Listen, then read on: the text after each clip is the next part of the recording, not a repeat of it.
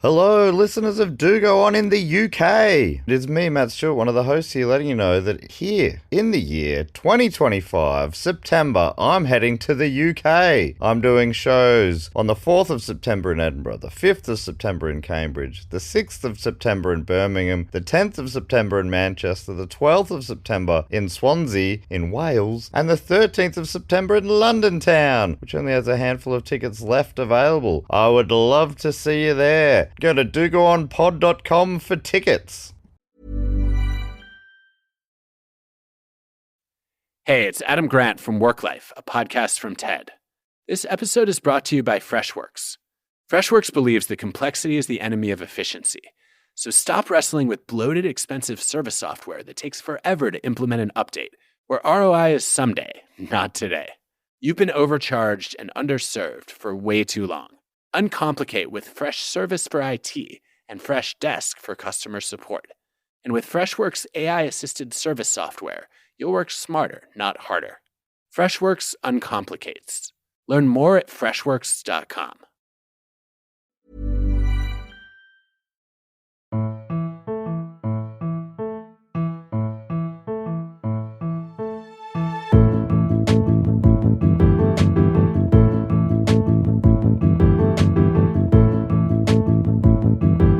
Hello and welcome to another episode of Do Go On. My name is Dave Warnicky, and as always, I'm here with Jess Perkins. Hello. And Matt Stewart. Hello, Dave. Hello, Jess. Hello, Matt. Hi. Hi, Dave. Here we are. This is a good start. I feel like this is going to be a fun one. This is not knowing the topic. I assume this is going to be really fun. Uh-oh. I don't know, because Jess is doing the report. What does that mean? Is it a death one? Or? Okay, pump the brakes. Yeah. Well, this is going to be a respectful episode. I can feel that. It's going to be respectful. We're going to be somber. That's right, because you're at home listening on your podcast app being like, wow, that's what this is about. Yeah, Matt and Dave don't know right now. Because people do, dare I say, accuse us of... accuse. Because we say, like, the other two don't know the topic. And they're like, yeah, but they know the topic. We really don't. All right. We are at risk of accidentally researching this topic at the same time. Yes. Or doing an episode we've already done. Yeah. As discussed. Sometimes during Blocktober, we might, in theory, know the topics that are coming up. Right, because it's all voted on, that's divvied up, yeah. That doesn't mean I remember in the moment. But this is a genuine surprise. Hey, well, I'll explain to people who've maybe never heard it before. They've typed in the name of this topic. They're like, I want to hear someone tell me about it. Mm-hmm. Well, let me tell you, first of all, how this works. We take it in turns here to report on a topic, often suggested to us by one of the listeners. We go away, do a bit of research, then bring it back to the group in report form. We usually say about a year 9, year 10, dare I say year 11, maybe 3 or 4 times a year. A year 11 who is not going to be doing year 12. A year 11 who's going to be pursuing an apprenticeship. Yeah, year 11 who the teacher's going to take your mum aside and say, I don't think this is their thing. And that's okay. I'm not saying that with any air of judgment. I'm just saying, It's so good that they do that now if they do, because it used to be like, you got to finish. Yeah. You got to go all the way to the end. Even if I definitely know that I'm going to end up doing a trade, that my brother finished year 12 and he knew he wanted to be a plumber well in advance. Yeah. And he I think he kind of phoned it in, towards the end, because he's like, I don't need this. He could have been a year or 2 deeper into his apprenticeship by that stage. He could be even richer by now. Yes. I mean, and it's hard to imagine that. Yeah, it's good having tradie siblings and then going, well, I'm pursuing my passion for the arts and I'll never own a home. Imagine if your passion intersected with cash. Yeah, that would be so good. But yes, that is how the show works, and we always get onto the topic with a question. Yes. My questions have been truly fantastic lately, if I may say so myself. And actually, this one's just gets us onto the topic because I don't think you've heard of it. So this is my question. What is the name of a Spanish archipelago off the coast of northwestern Africa? Oh, the Canary Islands. Correct. Matt, would you have got that at all? I was thinking you're talking about like the singing an arpeggio, and then I realised when you said off the coast, I'm like, I'm like, what? Are you thinking of a cappella? Yeah, maybe I was thinking a cappella. Yeah. acapella, Yeah. arpeggio, these sort of things. La la la la la la la. Yeah. But what was it in the end? It was an acapella. It was, a chain of islands, Yes. whatever that word is. Yes. A pelican. Like Indonesia or Japan. Yep. Or those sort of, Or the they're the Canary sort of big Islands. famous ones, the Canary Islands. Yes. Which is where today's topic takes place. Very popular with British tourists, right? Yeah. Sort of, or European European tourists, tourists. yes. Beautiful. Absolutely. Because today's topic is the Tenerife airport disaster. Oh, Whoa. Okay. Yes, so dear. it was. It wasn't. It sounds like it's not a cheerful one. Yeah. Well, I was messaging Dave about something else the other day as I put this up for the vote. And this was on the $2 or above vote. So there's hundreds and hundreds of people voting, right? So that you get the results in real quick. And within 2 minutes, this was winning. And I said to Dave, it's got disaster in the title. So I don't think many people read on any further. They went, that one. Well, I do vaguely know this one, Jess. Do you? No, I think it's a bad one. Okay, you just made me panic because I thought you were going to say, and I think we've done it. No. It's a I know bonus it well for a episode particular reason. Yeah, because I've researched You've it. done it before. Yeah, Yeah, fuck. remember, it was last week's episode. Yeah. Dave is right. It is a bad one. Okay. So it's been suggested by a few people. It's been suggested by Rani Tabri from Lebanon, Aidan Coughlin from Dublin, Soumya from Sydney, and your mum from Toowoomba. What was Mum doing up there? Mum? And topic suggestor Aidan has said in their kind of suggestion, and this is part of the pitch that I put to the Patreons who voted, and this was what Aidan said, Tenerife is an example of the Swiss cheese model. Dozens of individual events, each of them incredibly unlikely in their own right, aligning against all odds to create the final outcome. Oh, So we've it's- had that, the Chernobyl sort of thing. Yes, where there's just like a series of things that if this had happened differently, maybe something wouldn't Yeah, have like they happened. assume you need 12 things to go wrong. What are the chances they all line up and happening one after another? There's going to be something that stops it there, and then we won't have to worry about it. Exactly. Have you ever seen that? I mean, has that ever happened with a block of Swiss cheese that a hole just goes the whole way through? Because that's what they're saying, right? Yeah, and I guess at that point you're like, well, I can't eat that cheese. No, it's a disaster. This cheese is a disaster. Oh my I've god. had that with a loaf. That's a long bubble. I've had it with a loaf of bread lately, where you buy it from the bakery. It's whole, so I get it home. You slice it up. You're like, hang on, this hole goes all the way from the front to the back. I'm missing like 20% of the bread here, Yeah. Oh, that sounds like a mouse got in. and it has a mouse in it. Yeah. This mouse is asleep in my bread. Should I take this mouse back? Yeah, and then you I kind of didn't like pay for it. you slice it and you're trying to toast the bread and you're like, well, I can't even fucking butter Yeah, this that's bread. right. I'm trying to make a toasty and cheese. It's just Yeah, straight falling through. through the top, falling through the bottom. Horrific. You're like, my smashed avo's just going straight through this bread. Oh my gosh. Unacceptable. I'm so sorry that happened to you, Dave. Thank you. Name and shame that bakery. We'll torch them. Yeah. Okay, so yes, it's sort of a series of a chain of events, and this chain of events happened on March 26, 1977. The first of these unlikely events was a terrorist attack. Okay, that is unlikely. It's reasonably unlikely. So at about 1:15 in the afternoon, a bomb planted by the separatist Canary Islands independence movement exploded in the terminal of Gran Canaria Airport, also known as Las Palmas, injuring 8 people.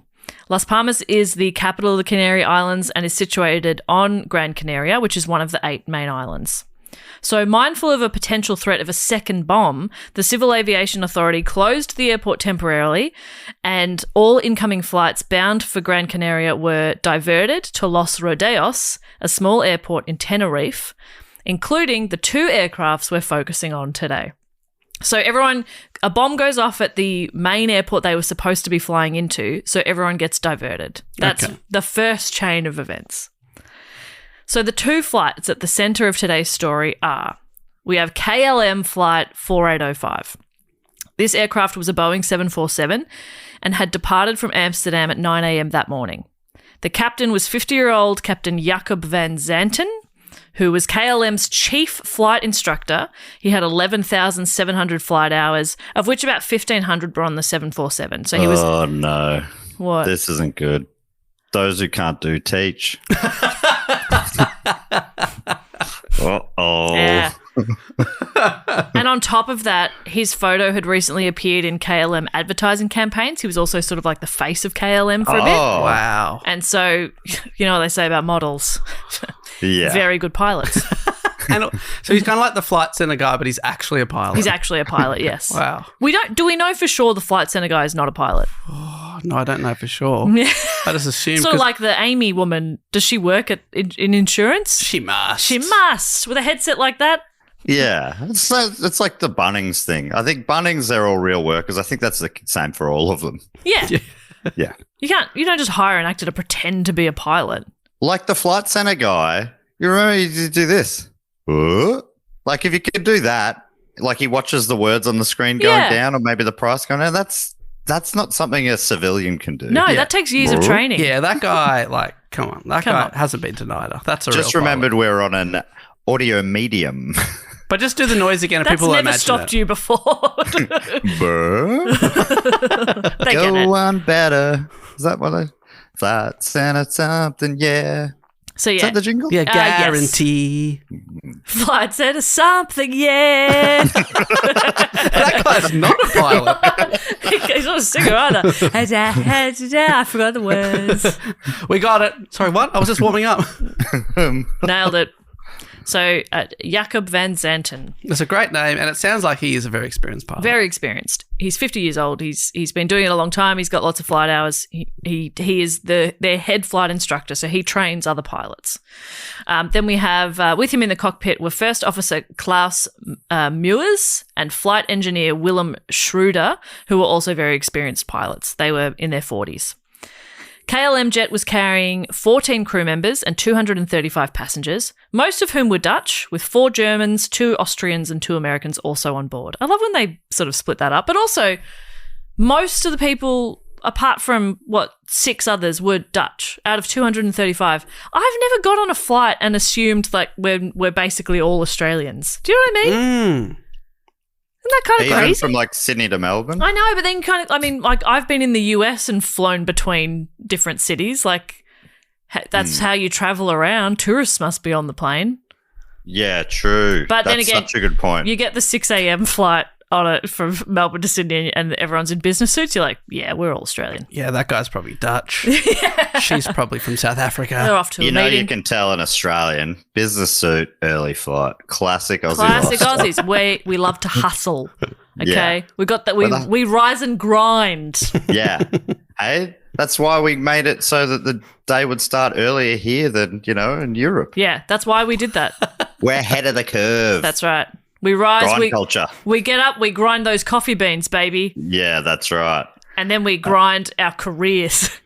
Yeah. I don't understand how business works. Grind our wills to live. Yeah. Down to the nub. And we grind our feelings into a dust. Yeah. And then we snort the dust. You get it. Yeah. Business. We're Australian business people. We're Australian business people. Technically, I think we are. Well, isn't everyone sort of? Now that's so okay. Toddlers. Hey, tell you what, yeah, I'm a mind your own business guy. Something like that. That was good. Yeah, I think a toddler could say something. The toddler. Yeah, I'm a business guy. Business in my learning how to do my nappy. business. In the potty. Yeah, We both went to poop, but I think that's nice. Well, I mean, what else are you doing with toddlers? Yeah. What else do they do? They don't have a lot of quivers in their bow or whatever they say. Bows in their quiver? Yeah. Arrows in their quiver. That's probably it. One of those things. My kid's at the stock market every morning. Yeah. Just want to put it out there. Yeah. Yeah, going and pooping in their pants. Yeah, taking a shit. Yeah. We call our bathroom the stock market. And it's prices are rising. I want to move away from this. From poop chat. So we're in the cockpit with the Dutch. Oh, Wait, sorry, wait. we're on the. Wait. It's a bullshit market. Is that anything? Yeah, it's pretty good. That's pretty good. Okay. That's actually we're really thinking good. now we can move on because we did the perfect We joke. nailed it. Now we can move on. So with the KLM jet, it's got 235 passengers. Yes. After the aircraft landed in Tenerife, the passengers were off the plane into the airport terminal to wait to be able to continue their journey on to Gran Canaria. Oh, right, because they want to go to a different island. Yes, that's right. Yeah. One of the inbound passengers, though, Rabina van Landschot, who lived on Tenerife with her boyfriend, chose not to reboard the 747 because she was already home. Her plan was to fly from Amsterdam to Gran Canaria, and then the next day she'd be getting another flight back to Tenerife.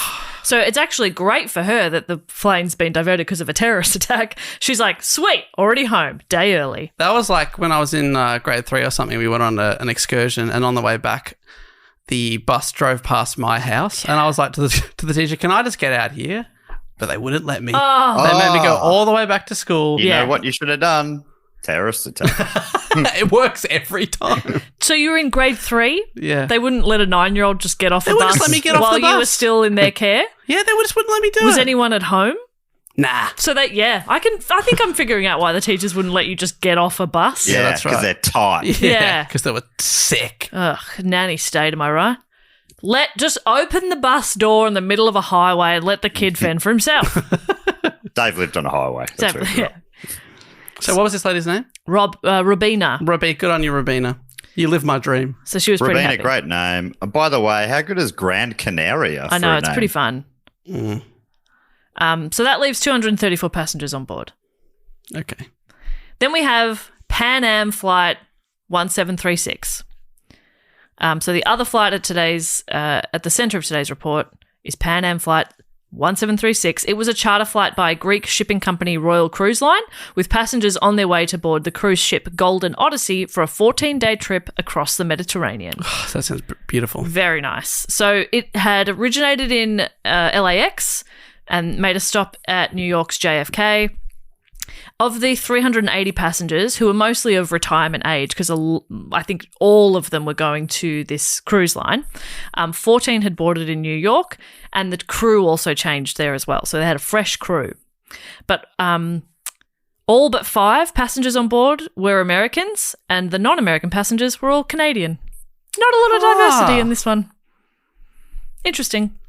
But again, they're all going from LA or New York to go on this cruise. The new crew consisted of Captain, you'll love these names. We have Captain Victor Grubbs. Oh my God. And then First Officer Robert Bragg. Imagine hearing that over the PA. Ladies and gentlemen, this is your First Officer,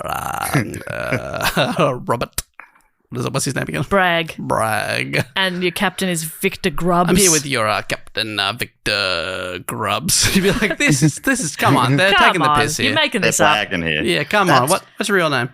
What a great duo name, Bragg and Grubb. Yeah. Grubb and Bragg. And we do have flight engineer George Warnes as well, but not quite as good. But you got George Warnes, well, is he some sort of a foreshadower? No. No, he didn't. He did nothing. do what his name says. He did not warn. So Victor Grubbs, First Officer Robert Bragg, engineer George Warnes, and then 13. Did any of them do what their name said? Robert did brag a little. Robert Okay. did Really? brag. No, he didn't at all. But I did see him interviewed in what's the air crash investigation show? I Air think crash that's investigation? Is that it? Also, I think that's but overseas, I think they call it Mayday. Oh, that's really? That's better. Yeah. I think Wow. Wait, it's so embarrassing when they have to dumb things down for us. Yeah, because I think it's obviously it's not made in Australia, so I think it is changed for us. Oh, that's embarrassing. I think, well, is it because May Day is like a war memorial day or whatever? Oh, Is it one? here or somewhere else? Not here. Am I losing my mind? Well, they have yes. yeah, but not here. Like they have the May Day parade. Don't Yeah. they? Yeah. So it wouldn't even be confusing for us. Yeah. Is that right? Yeah. That's Okay. embarrassing. Well, I'm not sure why they've done that for us. But yeah, maybe Australian pilots don't say Mayday, Mayday. We say air crash investigation. Air Dave, crash investigation. he's tried to Google it, but this is what he Googled. Air, but just spelled AI. And then crash was CRAG. And then started to write a bit of investigator, and Google figured it out for him. As you know from the group he was chat, writing it in Gaelic. as you know from the group chat, I never spell anything correctly. Mayday, known as aircraft investigations outside of the US and Canada, and also known as Mayday: air disaster or air disasters in the USA, is a Canadian documentary television series. I didn't know that's Canadian. Maybe we had something else called Mayday. Let's not get too lost on this straight away. 287 episodes. God, that's great. That's wild. But I did you notice a positive thing there? Bragg lived to be interviewed another day. Yeah, I thought you'd pick up on that, and I almost regretted bringing it up. Oh, sorry. I even missed that. Yeah, you dumb bitch. Oh my gosh, I was over here sort of typing. Yeah, you're over here not listening to women. But you're Whereas talking about... I was leaning back, letting Jess lean in, and I was cupping my ear. Saying yes. Yes, You have to cup your ear because my voice is so teeny tiny. Yeah. I would have leaned in if I'd known you were talking about a man surviving. So that's the crew of the Pan Am flight. A little fun fact about this specific plane. It was the first Boeing 747 to operate a commercial airline flight when it flew from JFK Airport to London Heathrow in January of 1970. Wow, there you go. Isn't that fun? And then in August of 1970, it also became the first 747 to be hijacked. Whoa. This plane must be like, what? What did I do to deserve all this? What's going on? Yeah, so this plane has lived a life. Yeah. It's like 7 years old at this point. Anyway, that's just a little fun fact about it. So Los Rodeos, now known as Tenerife North Airport, it's a regional airport that at the time, and probably still now, it couldn't easily accommodate all of the traffic diverted from Gran Canaria, which included 5 large airliners. Like, it's a small airport. It only had 1 runway and 1 taxiway that sort of ran parallel to each other, with 4 short taxiways connecting the two.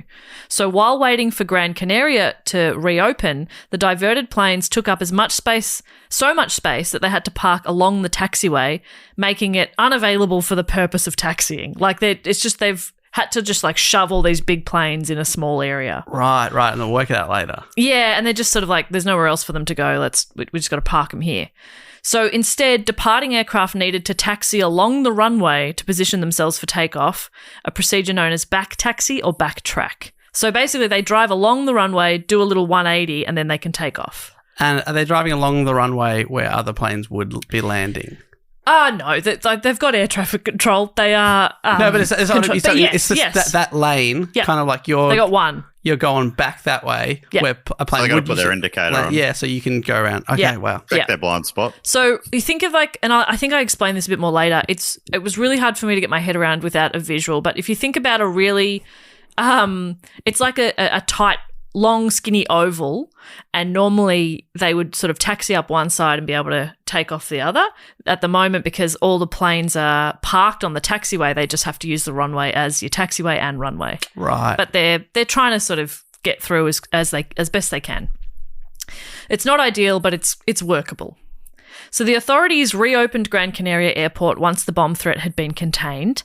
The Pan Am flight was ready to depart, but access to the runway was obstructed by the KLM plane and a refueling vehicle. The KLM captain had decided to refuel now instead of at his proper stop at Las Palmas, apparently to save some time. He's like, well, we're just sitting here waiting. We may as well get refueled. So they get refueled, and not long after they start refueling, they're ready to go. And so they're like, well, now we have to wait for the refueling to finish, which took about 35 minutes. So he's kind of like, no, I was trying to be efficient, and now I've delayed us. Is this more holes in the Swiss cheese? These are all the little things that if any of these things didn't happen, it wouldn't have happened. Amazing. It's definitely one of those.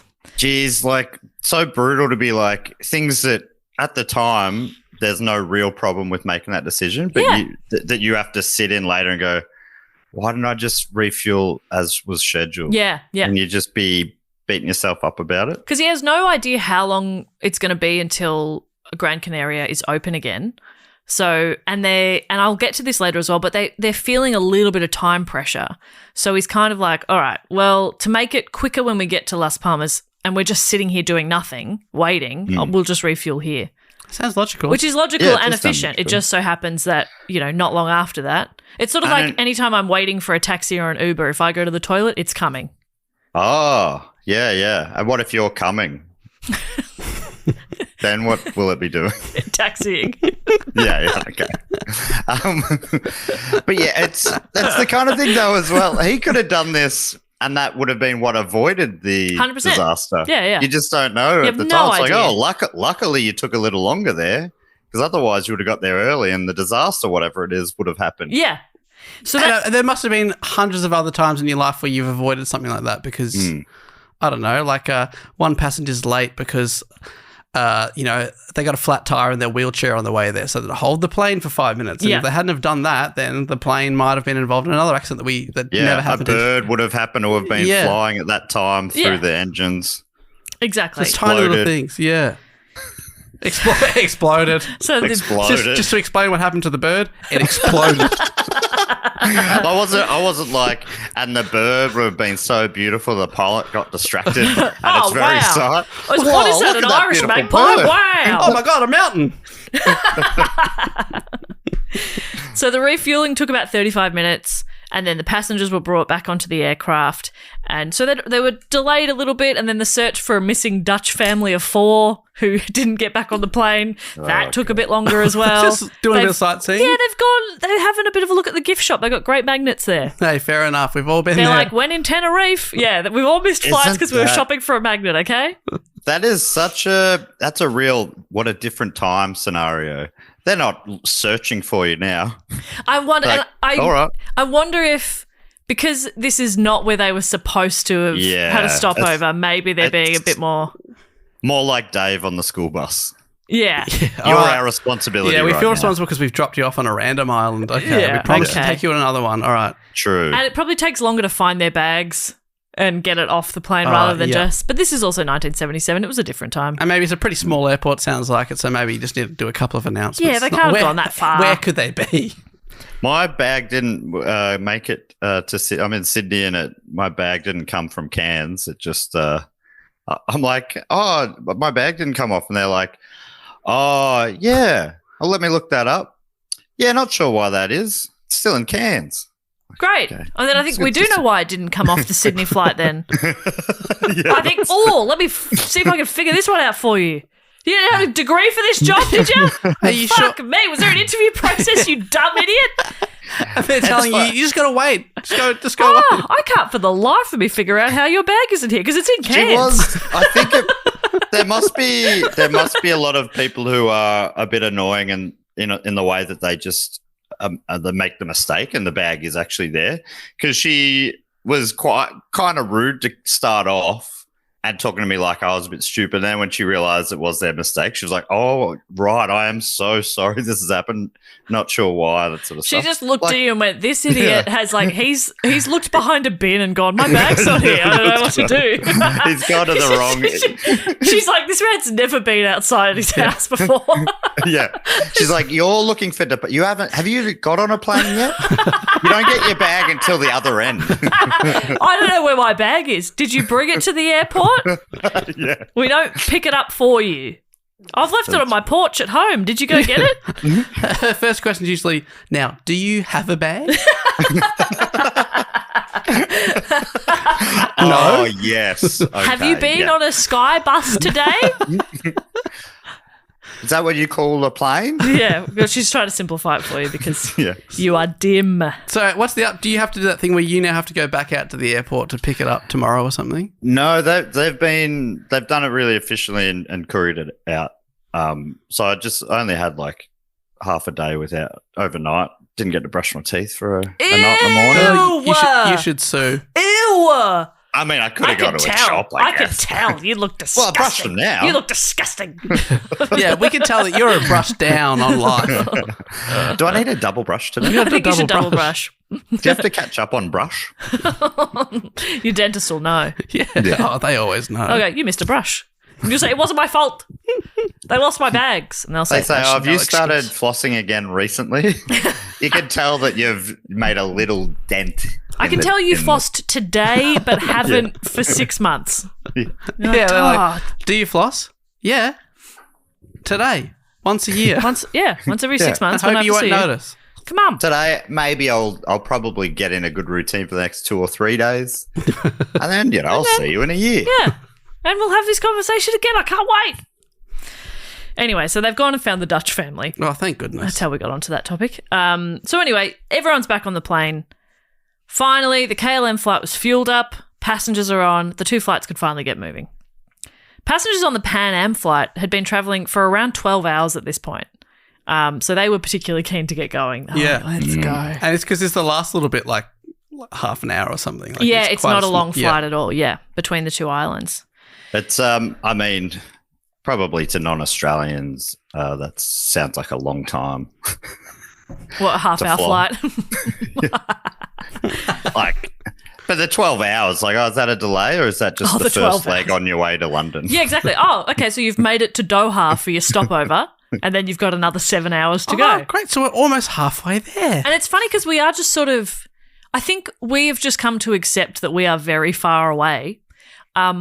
So it's normal, like we kind of go, oh, yeah, you want to travel to Europe, that's going to take you 24 hours. And then when I was in the US last year, people were like, oh, I'd love to go to Australia, but it's just so far. And I'm like, I'm standing in front of you. I just did it. Yeah. I've lived proof. Can be survived. It can be done. Yeah. And it's a no stopover flight as well. From LA, yeah. Or San Francisco. It's one flight. Where else would you go? Yeah. Are there other cities in America? Not from my opinion, mate. Probably none that we would be allowed into anymore. Oh, yeah, they'll let us into LA. Yeah. Please let me into LA. They're chill over there, man. They're chill. They're chill. Californians, man, they're cool. Arnie's the governor there. He's cool. Okay, so just for any listeners not familiar, just of where we are in the world in this story, the Canary Islands, like I sort of mentioned before, they lie off the west coast of Africa, and Tenerife is, I said 1 of 8 before, 1 of 7 now. So 2 different resources have said 2 different things. Oh my God, we've lost one. I could find out, and I won't. But anyway, it's a Spanish, what is it, Matt? A Spanish...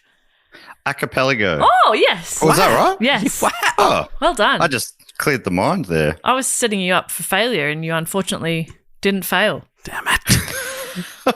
We'll get you. We'll get you. So the mountainous island of Tenerife. 7 main islands. 7. Okay, great. Tenerife's quite famous for its constantly changing weather. Bit like bloody Melbourne, am I right? Oh, wow, we've been there. Yeah. Mate, I can bloody... Hang on, what? I don't understand. Another place has weather? Yeah, but like that changes. That's our thing. I know. I tried to explain that to a taxi driver in Dublin too, and he said they're worse than us. And I was like, wait, what? I don't think so, mate. I don't think so, mate. I leave the house in the morning. We get 4 seasons in one day. Exactly. How many do you get? 2 max? Yeah. Top. Come on. Sunny and then a bit cloudy and then sunny again. Whatever. I don't want to hear about it. Our trees drop leaves. Okay. Grow back. Okay. Our trees change colour. Yeah. Some of them, not the natives. The ones that we brought from you and planted here. Yeah. They change colour. Really? Yeah. The that's natives right. don't. No. Yeah, which is sort of helps prove the point that we don't even really have the 4 seasons that we use. Yeah. Melbourne's got 7 apparently. Oh yeah. Well, that's but if we still, listen to people who have been here for tens of thousands of years, Matt, instead of a couple of hundred. Well, I would, but I think I got it. I would listen, but I think I got it. I'm good. Yeah. I've lived here for 35 years. I get it. Okay, I think I get it. Yeah, that's something we should be starting to say. We get 7 seasons in one day. That's better. That's better, actually. Yeah. Yep, that's accurate. Then Dublin can go fuck itself. Yeah. Sorry, Dublin. Even I love though you. if you look at the 7 seasons, like it is very like every season is as it should be for the most part. And really, when we think the weather's being weird, it's being the same as it is meant to be. Yeah. So again, you're talking about listening to people who have been here for tens of thousands of years. Yes, and I'm also talking about how the climate's not changing. It's the same year on year. You're just not looking at it properly. Yeah. So anyway, I'm trying to explain that Tenerife has changing weather. Okay. Right? Okay. And well, I doubt it, but okay. allegedly. And Los Rodeos Airport is at 633 metres or 2,000 feet above sea level. Oh, right. So it gives rise to weather conditions that differ from those at many other airports. So, like, if you're down on the coast in Tenerife, down on the beach or whatever, clouds that are at 2,000 feet above sea level are quite high above you. But if you're at the airport, that's ground level. So it seems, I'm no aviation expert, but it doesn't seem like the ideal location for an airport, because drifting clouds of different densities cause wildly varying visibilities from unhindered at one moment to below legal the next. Okay. But I don't like the phrase below legal. Below the legal minimum. So you and that's by the moment. Yeah, it's going to be really that quick. means they go, all right, we're taking off. Everything's clear. Halfway up the runway, we're below legal. Yeah, and you're making a joke there, but it can move that quick. That is wild. What do you do? So you either have to try and slam on the brakes, I guess, or just fingers crossed, hope for the best. You have to, in a split second, decide what's more dangerous. Yeah. Yes. I reckon maybe convert it to a port, A port. Catch a boat. Yeah. Catch a boat to somewhere where you can have, clear weather. Yeah. At least for minutes at a time. People say catch flights, not feelings. From this airport, I'd be like, catch feelings. Yeah. Especially if your feelings are saying, maybe we'll walk. Yeah, maybe we'll swim this one. I'll get a boat. It's all good. So because there'd been a few delays, like earlier in the day when they'd first had to land there, a nice clear visibility. By the time the aircrafts are ready to take off, thickening fog had appeared. Always good. Damn it. That 35-minute delay for the petrol. Oh, dear. So the tower instructed the KLM plane to taxi down the entire length of the runway, then make a 180 to get into takeoff position. Shortly afterwards, the Pan Am flight was instructed to follow the KLM down the same runway and then exit it by taking the third exit on the left and using the parallel taxiway. So you got to think about it like part of the taxiway is taken up with other planes. There's a bit of a gap up the top. So they go, all right, the Pan Am flight, you drive up the runway, turn off, so the KLM flight can turn around and take off and take off, and then the Pan Am flight will kind of loop around a little bit. Right, so it's like you're pulling off to the side. Pull over, let them go. Yeah. They'll take off, the runway's then clear. Then it's your go. They can easily just taxi around as the taxiway is intended and take off as well. Easy. So they're just easy. Easy. If they weren't pulling off, then they could be more focused on the job at hand rather than the hand at job. Okay, bit of fun there, hey? That just flowed out of me. I didn't know where that was going when I started. It all just came together. Wow. Shall we end the episode there? Yeah. Two perfect jokes in one episode? That brings us to everyone's favourite section of the show. I think my favourite section was hand at job. Two perfect jokes. Can you believe it? God, it only took us, 515 episodes Yeah, or can you something? believe two perfect jokes in 515 episodes? Wow. This is like the reverse of a Swiss cheese scenario. Yeah. Bloody hell. We wanted it to line up and it finally did. We can give up. Finally did. Now we can put something in there. So does it kind of makes sense what they're trying to do? Yeah, that totally makes sense. Yes, what they're trying Yeah, one's turning around and another one's pulling over to let them go take off. Yeah, and then they'll have go on the runway. Yeah. Easy. So, according to the report by the Airline Pilots Association, as the Pan Am aircraft taxied to the runway, the visibility was about 500 metres or 1,600 feet. And shortly after they turned onto the runway, visibility decreased to less than 100 metres. Oh. Or 300 What feet. the heck? So it can be that quick that there's a change. So and no way to predict it? No, not really, I guess. I'm not really sure. I mean, there must be, but yeah, I don't know. And you'd assume probably it's better now than it was back then. Yeah, because like the weather has changed. 1977, I think that was the first VFL Grand Final broadcast in colour. Like we're talking, it's not that long ago, but it's also kind of technology, has come a long way. We didn't have footy in colour until the 70s? Late 70s? Am I making that up? I'm not think that's doubting true. you. I wouldn't know, but that's crazy. It's a drawn grand final between North Melbourne and Collingwood as well. That's one you really want to see in colour because in black and white, that looks like the same team. Yeah. You have to really know your players at that point. Yeah, that's that's where you right. lose me. I need them to be in really different colours, or I'm like, I don't know who's who. Yeah. They all look the same, these boys. Bizarrely, though, the KLM flight had pretty good visibility, despite being in the same vicinity. They're on the same runway. Wow. Oh. KLM has good visibility. Pan Am does not. Obviously, that won't last for very long because the aircraft completed its 180-degree turn in relatively clear weather and it lined up on the runway. The next cloud was 900 metres or 3,000 feet down the runway and moving towards the aircraft at about 12 knots, which is about 14 miles or 22 k's an hour. Wow. So it's pretty quick how it's coming at The you. clouds just coming at them. Yeah, and how quickly the visibility and the weather can change. So initially, the Pan Am crew were unclear as to whether the controller had told them to take the first or the third exit of the runway. There's a bit of like a, not language barrier, he's speaking English, but it's over a radio, different accents. They're like, did you say first or third? They sound quite similar over the radio. Yeah. So the crew's asking for clarification and the controller responded emphatically by replying, the third one, sir. 1, 2, 3, third one. So they're like, okay, we get it, third one. Is that a smart way to do it? Because you are saying the word one again. 1, 2, 3. Did he say one? Yeah. 1, 2, 3, The one that cuts out. third one. You're like, okay. Third one? Third one. It's confusing. Anyway, It was 1974. That's embarrassing. People can stop yelling at their iPods. 1974 first colour you're off by a Velcro few final. years. I think that's okay. 1977 was the first one broadcast live in Victoria. Ah. Sorry about that. And it was I've let everyone down. It was the drawn one? That was the drawn one. Good, yeah. good, good. Okay. Well, you've only let us down a little bit then. Yeah. You have definitely let us down. I want to make that very clear. Yes. But only Yeah, a there's little no bit. doubt of that. Yeah. So they confirmed third one. Third one. Everyone's happy with that. Everyone's okay with that. It's Okay. third. Third is correct. So they successfully identify the first two taxiways. That's C1 and C2.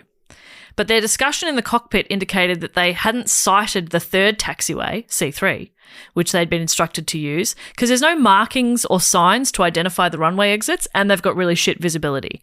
So they do have a little not almost like a map of the runways, and so they're using that like a paper physical one in front of them, and they're using that, and they're sort of like, oh, this must be number 2, but it's Oh my they God. They can't got see the very well. waves on their lap sort of thing. It's pre-sat-nav days. Oh, man, I'm starting to feel sick. What do you mean? This has only got disaster in the title. I know. Oh, God, it's making me feel so nervous. What do you mean? There's just 2 planes on the runway, Dave. I know. And no one can see shit. No one can see and no anything, one's Dave. been there before, and nothing's marked properly. And this airport's not suited for this kind of traffic. And everyone's in a rush. Everyone's in a rush. But one thing I will say is the plane is full of petrol. Mm-hmm. Yeah, thank goodness. They've got a full fuel tank. It's fully fueled up, Yes. yes. A fully combustible tank. Yep. Wait, hang on. No, that's bad. Oh, Hang on, no, I hear it that's now. actually I bad. hear it Yeah. now. I was thinking, they'll be able to fly. They'll be able to get away for ages from the disaster. Oh, yeah, just keep going.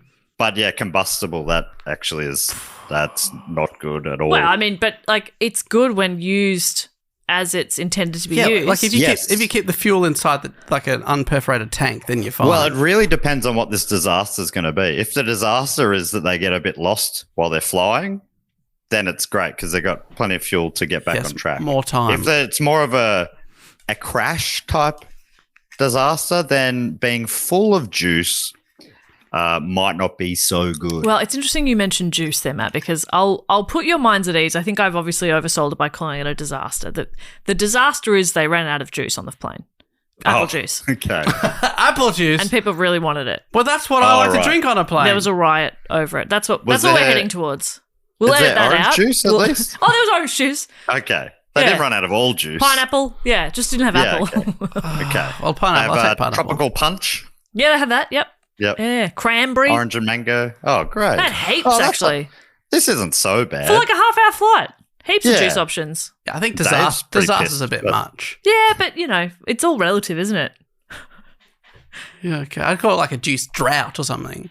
Okay. Well, we can discuss how we're going to name the Yeah, episode after, but maybe I'll keep going with the story, even though I've spoilt it for you. Yeah, sorry, but that's put my mind. I feel less sick now. Yeah, good.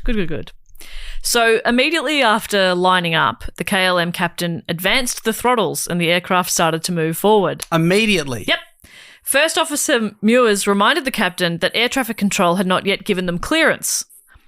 To which Van Zanten responded, "Oh, no, I know that. Yeah, go ahead, ask," and took his hand off the throttle. Oh, okay, right. Yeah, just revving. Yeah, obviously. Yeah, no, all good. Yeah, warming up the engines. Have you guys seen the latest series by that guy, Nathan Fielder? I was going to blank on his name. But it is all about pilots communicating with each other and how if they're more comfortable communicating, they'll avert disasters. Matthew? Yes? That has happened because of this event. Really? No. Yes. Whoa. No, so the show's the rehearsal. Yes. Oh my, it's direct And it was response. inspired by this event. The training that they do now Oh my God. was because of this. Wow. Because of the apple juice. Because of the apple juice. No kidding. So yes, you There are you absolutely go. spot on. So the first officer then radios the tower that they were ready for takeoff and waiting for our ATC clearance. Air traffic control radioed the KLM aircraft, providing instructions that specified the route that the aircraft was to follow after takeoff, but did not clear them for takeoff. He sort of says, like, you go to this, I don't understand aviation, but he's like, you go to this point, 90-degree right, off you go. Like, Okay, it's right. just giving them, it's a normal kind of thing for them to give That's what you will do when we tell you when you're ready to take off. Okay. He said, yeah, I'll do it right now. Yeah. No, ready to go. No. Yeah, when you're ready. Yeah, that's right now. To add to the No. When we tell you you're ready. Yep. Ready to go. Here we go. Ready, thank you. To add to the confusion, the controller had used the word takeoff in his clearance, potentially leading the KLM captain to believe they were clear for takeoff. You don't. Oh, God. The language was a little bit confusing. Oh, no. So Mewers, the first officer, read the flight clearance back to the controller, completing the readback with the statement, "We are now at takeoff." The assumption would be that they're in takeoff position, awaiting permission to actually take off. Now, air traffic control can't see the runway due to this fog, and this small airport didn't have ground radar, which is a surface movement radar. It's used kind of in supplement with visuals, and it's useful at night or in low visibility because they have a better idea of where the planes are on the runway. Right. So the controller replied, "Okay," which is not standard language for air traffic control, but then he immediately added, "Stand by for takeoff, I will call you." Okay, that sounds more clear. But here's the thing. The Pan Am flight crew made a radio call at the exact same time Oh, my God. as the controller was saying stand by for takeoff. And the simultaneous radio call from Pan Am caused mutual interference on the radio frequency, so KLM just heard 3 seconds of screech, bit of feedback. After okay. They just heard okay. Oh, feels like a hole in the cheese.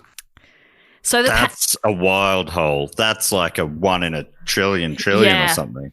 Because this, like, obviously they don't usually deal with big 747s, yeah. multiple planes at once. And look, the in Air Crash Investigators, they were sort of saying like the investigation that happened was like, yes, this airport is not used to this level of traffic. It's not usually this busy, but they were handling it. Like they were doing a pretty good job of managing it. Everything was going okay. Yep. But yeah, 1 in a million that the two radio calls happen at the same time, so KLM doesn't hear the second part. Wild. Oh, and but you hear the okay screech. Do you go, what was What that? was that? So Pan Am, because they're all on the same radio frequency. So Pan Am have heard KLM and they've heard the air traffic control, and so they say, we're still taxiing down the runway, Clipper 1736. That's the actual call sign of this plane, is Clipper, which was acknowledged by air traffic control. They were like, yep, no worries. So KLM have missed air traffic control saying stand by for takeoff, and they've missed the fact that Pan Am is still on the runway in front of them. Mm-hmm. So the KLM flight is beginning its takeoff. The tower instructed the Pan Am crew to report the runway clear, and the Pan Am crew say, okay, we'll report when we're clear. So to air traffic control, they're like, cool, KLM's turned around, they're ready to take off. Pan Am's going to let me know when they are off the runway, and then KLM will take off. And Easy I'll say, peasy. KLM, you're free to take off. That's right.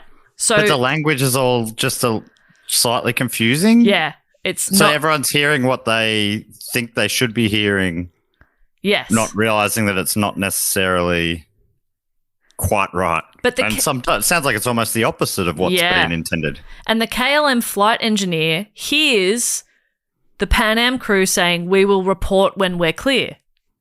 And the flight engineer says to the other two pilots, he goes, is he not clear, the Pan American? To which Captain Van Zanten says, oh, yes, and continues with takeoff. So is he paying not enough attention? Is that part of the problem? Hard to say. But the flight engineer did hear that there was something, and he was like, wait, what was that? Are they not clear? And he's like, no, they're clear. Right. Oh, fuck. Yeah. Whereas that he should have been like, oh, we should double check that. Let's double check. Yeah, yes. But, and as the engineer heard the captain say, no, we're good. And you go, well, the captain's in charge. Yeah. I will say this, easy to say from here. Oh, yeah. I'm not real. Like I'm just like it's a wild amount of little things that. Well, you've explained this already. Yeah, there's a lot of little things. Well, and when you've been in the plane for 15,000 hours and, you know, Yeah. this is You're so a comfortable. 25-second exchange, yeah. you're not thinking, you can't always be on edge. What was that? Well, obviously, Yeah. there's got to be a chain so Yeah. these things don't slip through the cheese. But obviously, they're not thinking, we're about to crash. Of course not. Because then they would be doing a million things differently. Yeah. Oh, gosh. And on the flip side, so the Pan Am flight had missed the third turnoff. Oh, they were looking for C3. They were looking for C3. They've missed C3 because you can't really see it. And they're taxiing towards C4, which will allow them to turn off and loop back around, back to the runway. Yep. KLM, though, is taking off. According to the cockpit voice recorder, which is the CVR, the Pan Am captain said, there he is, when he spotted the KLM's landing lights through the fog just as his plane approached C4. So they were nearly at C4, where they could turn off. Oh, there he is in C4. No, there he is, the plane. Oh, They've started to see him coming. fuck.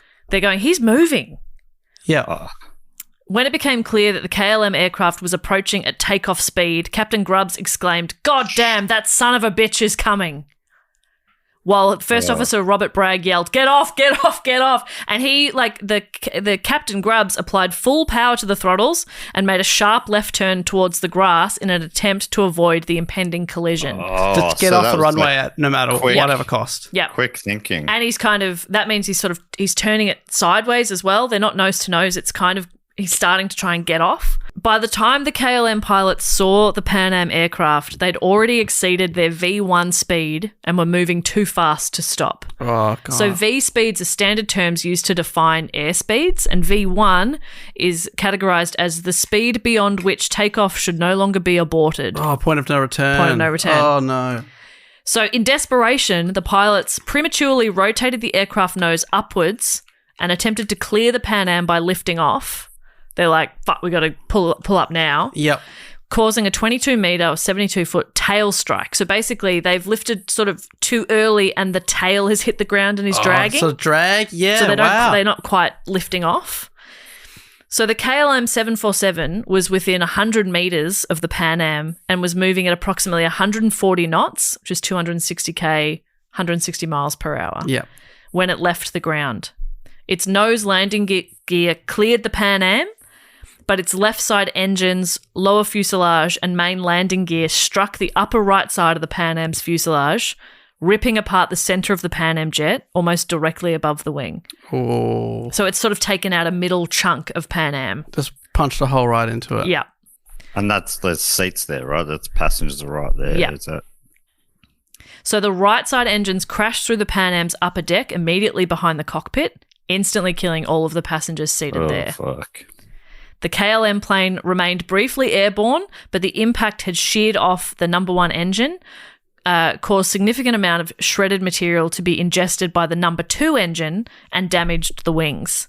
So the plane immediately went into a stall, rolled sharply, and hit the ground approximately 150 metres past the collision, sliding down the runway for a further 300 metres. Oh. Upon impact with the runway, the full load of fuel, which had caused the earlier delay, ignited immediately into a fireball that could not be subdued for several hours. In a matter of seconds, 2 aircrafts were completely destroyed. Oh, so the Pan Am, as well as being ripped open, is also like... Well, all 248 passengers and crew aboard KLM died. Yep.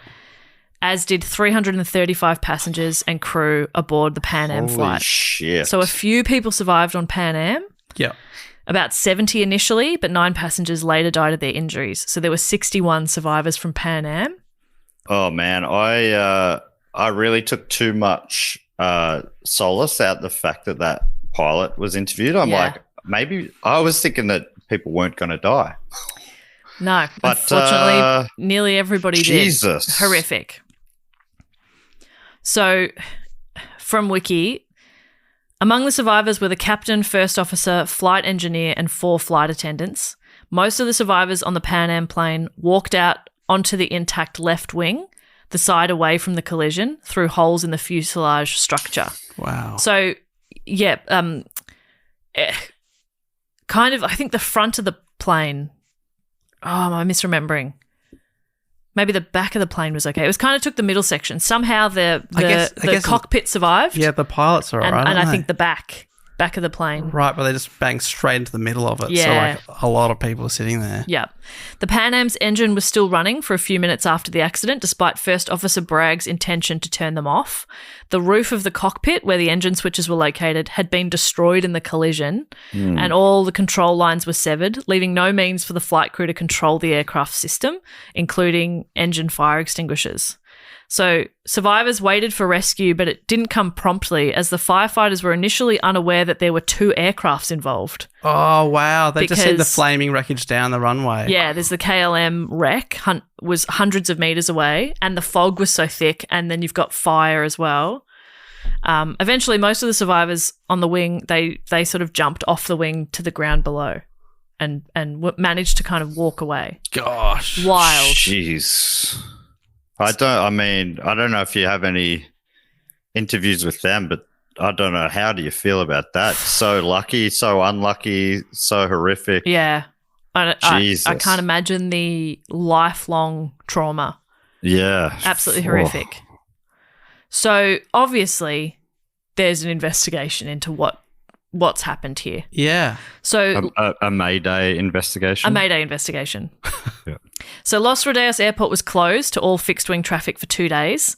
In fact, the first crash investigators to arrive at Tenerife the day after the crash travelled there by a 3-hour boat ride. Oh, they couldn't even fly in.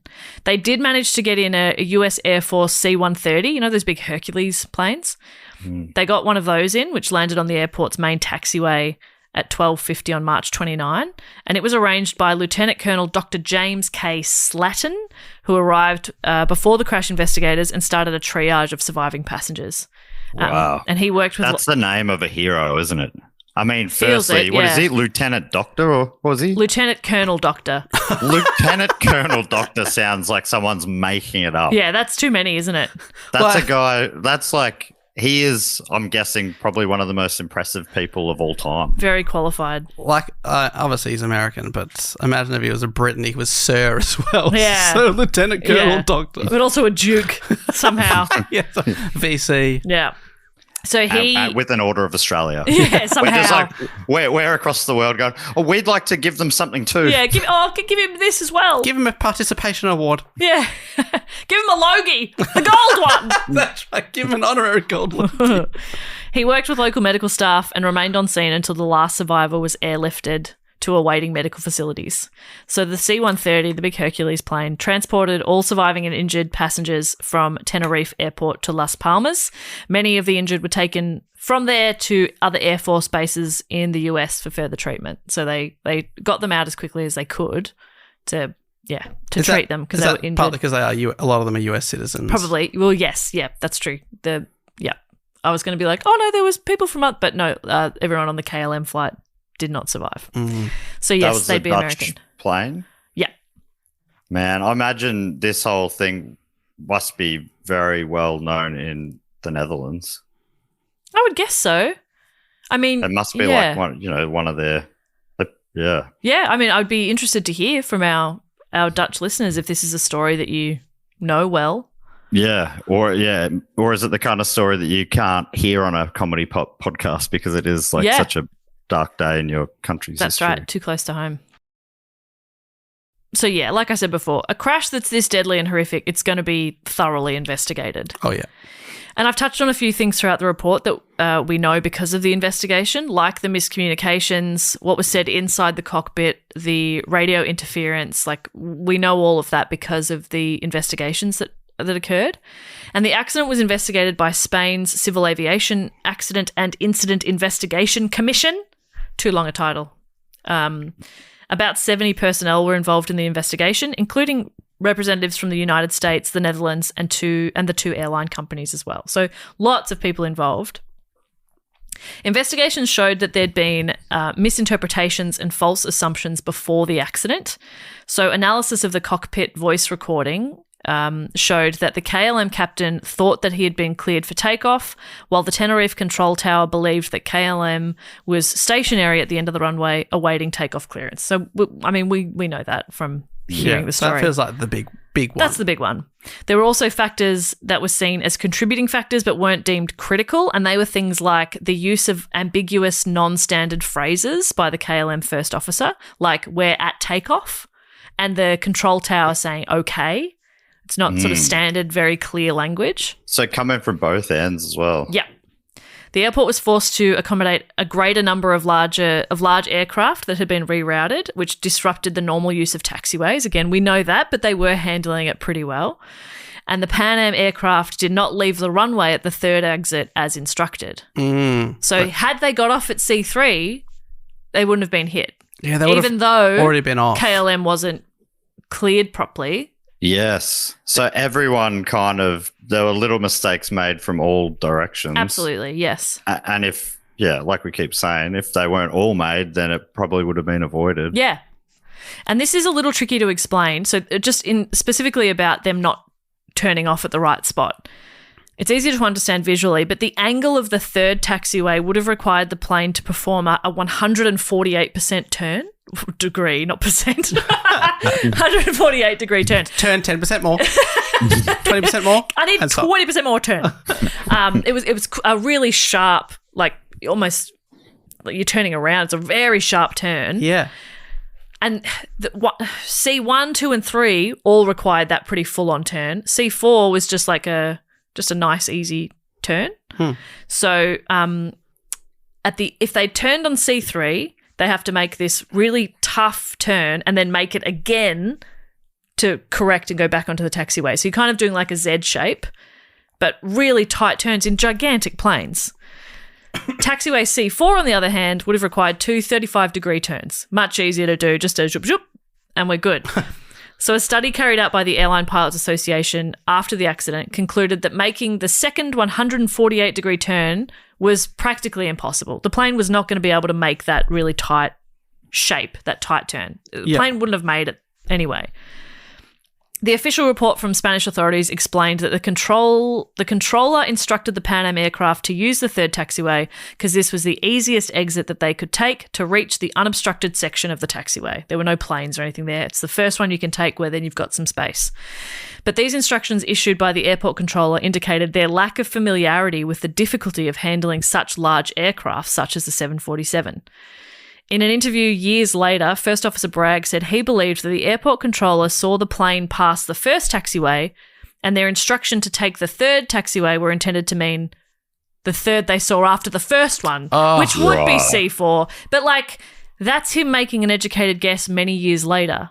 Okay. So, again, it's really unclear communication. Yeah, do you mean my third one now or the third one in overall? total? Yeah. And they're not marked as C1, 2, 3, 4. Of course. So, it would. So it's just really unclear. But they couldn't have made the angles. But they would have at least gotten off the runway, Yeah. and then you'd have to work it out later how to get back on. But you would be clear and not be smashed into. Yeah. Ugh. The investigation concluded that the fundamental cause of the accident was Captain Van Zanten attempting to take off without clearance. They went, that's the main thing. Yes, there were lots of things that went wrong, but that's the main one. And the engineer said, "Are they not clear?" And he went, No, we're good. Like, just sort of brushed it off, it sounds like. Yeah. The investigators suggested the reason for this was a desire to leave as soon as possible in order to comply with KLM's duty time regulations. So the KLM flight crew were concerned about exceeding their maximum legally allowable on-duty hours for the day, which Dutch law had recently tightened. If the crew exceeded their duty time, they'd be forced to cancel the flight, which would mean tens of thousands of dollars of putting all of those passengers up in hotels, putting them on new flights. And it's a logistical nightmare, but Dutch regulators had recently tightened these rules, and a Dutch pilot could have his license revoked if they exceeded the legal number of hours. Okay, and they had not considered this scenario, obviously. Yeah. And because of the delays, because they'd had to land somewhere else, because of everything. So that sort of explains why he was... He's like, "We got to go. I can't lose my job." Yeah, he's Which like, "I is can't lose not my the license." ideal Yeah. And scenario. the whole rule is there to protect people from working too long. Yeah. And, not being able to concentrate because you've worked 18 hours straight. Like, it's supposed to protect people, but it's actually inspired him to go, "Oh, no, we can push through. We got to push through." And they've only got a few hours left on that time. So he's kind of like, "All right, let's refuel here. Well, then when we get to Las Palmas, we can just we'll go." Did they tighten that up again the other way? Yeah, I'm not after sure. this? I mean, Surely they would have. Surely in a situation like this, the pilot would not have their license revoked. When something so completely out of your control, like a Surely, terrorist attack at the airport you're supposed to land at. Yeah. So, but that would probably, and unfortunately, because Captain Van Zanten did not survive, we can't get his exact thoughts and feelings. But they kind of, from listening to their cockpit conversations, they're like, yeah, I think they were sort of, he'd mentioned that we're running out of time. So that's probably why he chose to refuel and why he was quite eager to go. So the Dutch authorities were reluctant to accept the Spanish report blaming the KLM captain for the accident. The Netherlands Department of Civil Aviation published a response that, while accepting that the KLM captain had taken off prematurely, argued that he alone should not be blamed for the mutual misunderstanding that occurred between the controller and the KLM crew, which I think is fair. Dutch authorities also pointed out a few different things. They pointed out sounds on the CVR suggesting that during the accident, the Spanish control tower crew had been listening to a football match on the radio and may have been distracted. Ugh. Okay. I don't know how. I don't know the accuracy of that. They also said the transmission from the tower in which the controller passed KLM their ATC clearance was ambiguous and could have been interpreted as giving takeoff clearance. In support of this part of their response, the Dutch investigators pointed out that Pan Am's message, "No," Pan Am kind of went, "What?" on the radio, pointed out that, and they said, "We're still taxiing," indicated that Grubbs and Bragg had recognised the ambiguity, but this message was not audible to the control tower or KLM crew. Oh, okay. So they'd said that in their cockpit. Right. Of what? Oh, but they hadn't gone on the radio and said, no, we're still here. Just to each other, they did go on the radio and say, "We're still taxiing." Yeah. And the air traffic control acknowledged that. But so obviously Pan Am are going, "What the fuck's going on?" They're hearing how ambiguous this communication is. And the other thing that the Dutch investigation pointed out was that the Pan Am had taxied beyond the third exit. Had the plane turned at the third exit as instructed, the collision would not have occurred, which is not entirely fair, but it's true, I guess. And it's also, it's just like this is the kind of disaster that doesn't happen because of one mistake. Yes, that's right. So you can't put it all on this one guy. No. Who was one of their legends top. Of their... Yeah. So they'd be like, for his memory, for their and legacy, probably, to some degree, but also just for their own standards. Yeah. They're like, we can't have you thinking public blame on our top guy, because people aren't going to trust our pilots anymore. And he lost his life in it as well. So, yeah, you kind of like, all right. Yeah, you're absolutely right. So many different things went wrong. You can't put it all on one person. And I don't think anybody is. But so the accident investigation was also one of the first to include a study into the contribution of human factors, such as Captain Van Zanten, a KLM training captain and instructor for over 10 years. He was working on simulators regularly. He hadn't flown on regular routes for 12 weeks prior to the accident. He hadn't flown a proper plane for 3 months. But I sort of feel like he's been doing this for decades. Mm-hmm. I don't think a few months off means you can't fly a plane anymore. Yeah, how else do you start going again? In the air crash investigations, though, the implication they give is that when you're in a simulator, you do not have the conversation with air traffic control and get clearance. So once you're in takeoff position, you take off. Right. And so they're kind of arguing that, like, he got into takeoff position and just out of habit just started to take off because you don't need to speak to air traffic control in a simulator. So out of habit. But, like, again, he's not there to speak for himself. So you're doing a bit of projecting there. Yes, that does also seem like a fault in the system that you don't have the bit where you talk to air traffic control. Yeah. Even if you have someone outside the system taking the place of, yes, you're clear to go, clear whatever, to take off, whatever the language is. It can just be short and sweet, but it's getting you in the habit of talking of waiting, hearing those essential words. Yes. And probably have, you'd build in like some sort of random generator that some say, sorry, there's a delay, we need you to hold. Yeah. Sorry, there's a bird or something. Wait for my call. Yeah. The ground staff are playing cricket. They're just going to finish this over. Yeah. Hang on, actually. Jono's on a hat trick, so maybe we'll do another over so he can come back round. But don't worry, they're playing tippity. Yeah, it's tippity run, tippity. Tippity. Don't worry, it's 6 and out. Hang on, we've lost the ball. But do it in a captain voice. Just 1 second there, Captain. We've just got Johnny's on a wicket hat trick here. He's just bowled another maiden. He's obviously having an absolute tear. We've got one batter to come, so we're just going to pad them up and then we'll just let him bowl this ball and then we'll call it for bad light. Over. It's beautiful. He's so good at it. The light's too bad for cricket, but it's good enough for takeoff. We've got terrible visibility for cricket, but you'll be right. So what Matt mentioned before was another thing they kind of looked at with this human factors thing is the apparent hesitation of the flight engineer and first officer to challenge Van Zanten further. So the official investigation suggested that this might have been due to not only the captain's seniority in rank, but also his being one of the most respected pilots working for the airline. The first officer had intervened when Van Zanten first opened the throttles, but had then failed to do so on the second occasion. Even though the flight... Yeah, he'd have that feeling of, who am I to tell exactly. him? He's a legend. Yeah. Even though the flight engineer had asked the captain whether or not Pan Am was clear, he seemed reassured by the captain's answer.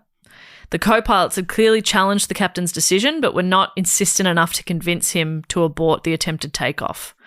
The flight engineer was the only member of the KLM's flight crew to react to the control tower's instruction to report the runway clear. This might have been due to his having completed his pre-flight checks and the others were they were busy doing their own thing. So maybe that's why he heard it and they didn't, but he should have said something. And he did, but it was, written off as like, yeah, it's fine. Yeah, and this is so interesting. This is exactly what the Nathan Fielder season 2 of the rehearsals all about. It's just about how they don't know each other. Often they're just meeting for the first time before the flight. The senior officer, it's hard to overrule them. You feel like, they've got it, I assume. It's exactly this. Yeah. Which is really good series. I think, Bopper, you might enjoy it, actually. Yeah, I've heard such good things and I am actually interested in watching it. The study also concluded that the KLM crew did not realise that the transmission Papa Alpha 1736 report the runway clear was directed at Pan Am flight, because this was the first and only time that Pan Am was referred to by that name. Previously, they'd been called Clipper 1736, which is its proper call sign. So then a different call sign was used for it. So they may not necessarily think, that must be Clipper. They're talking to you. Yeah. So it's just the inconsistency in language. Why are they giving you a name without this guy? Hey, Big Papa, you're Alpha good. Papa, Pan Am, Pan Am. PA. Yeah, they're doing It's not phonetic like, alphabet. hey, big dog, how you doing out there? Hey, little daddy. Hey, you want to take 5 on me? I'll come out there. We can just go mano y mano, and I'll just give you the A-OK when you're ready to go, baby. It's very confusing. You're like, who? We also mentioned the extra fuel. That added a few factors as well. So takeoff was delayed, allowing time for the fog to settle in. Yes. More than 45 tons of additional weight was added to the aircraft, which increases the takeoff distance, makes it more difficult for them to clear Pan Am. Oh, because it was maybe heavier. been able to make it. Maybe. Oh. I mean, I don't know that for sure. Or but maybe not hit them as much. like catastrophically. Exactly. Maybe. Oh. And then obviously the increased, the additional fuel led to bigger fire. Yeah.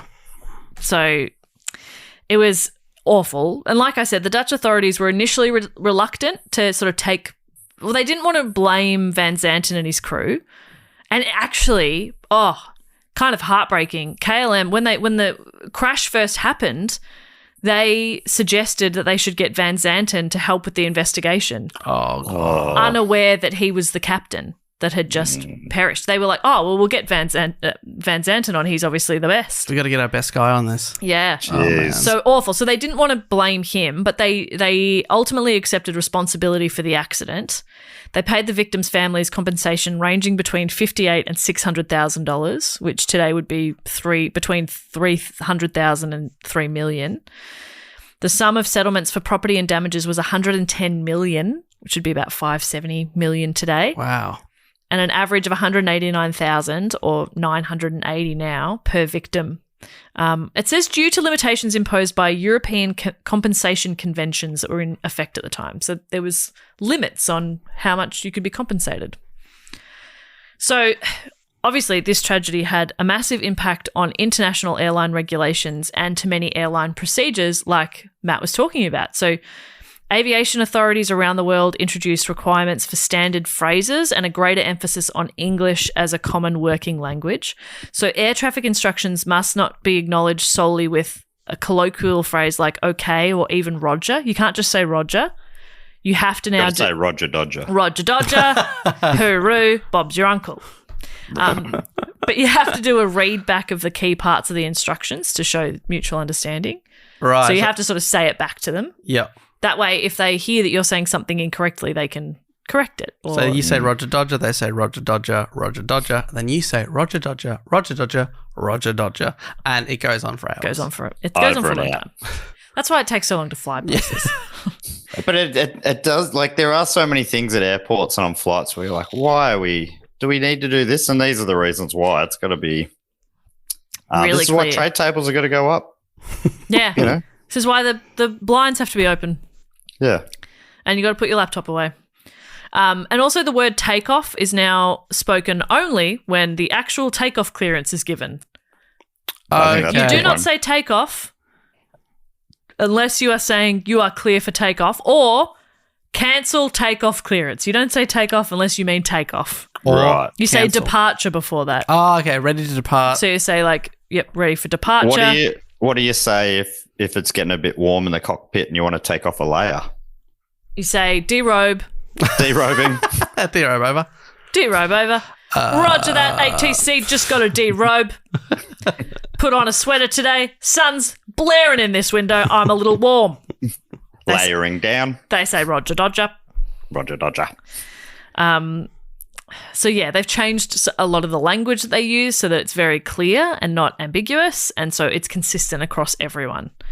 And additionally, air traffic control clearance given to the aircraft already lined up on the runway must include the instruction hold position.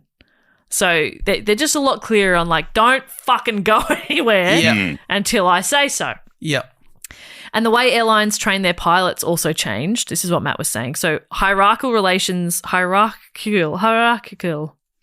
Nailed it. Relations among crew were played down and greater emphasis was placed on team decision-making by mutual agreement. So less experienced flight crew members were encouraged to challenge their captains when they believed something to be incorrect. Challenge. And captains were instructed to listen to their crew and evaluate all decisions in light of crew concerns. So, like, it doesn't matter if it's a flight attendant or your first officer or a flight engineer saying, like, oh, something's not right there.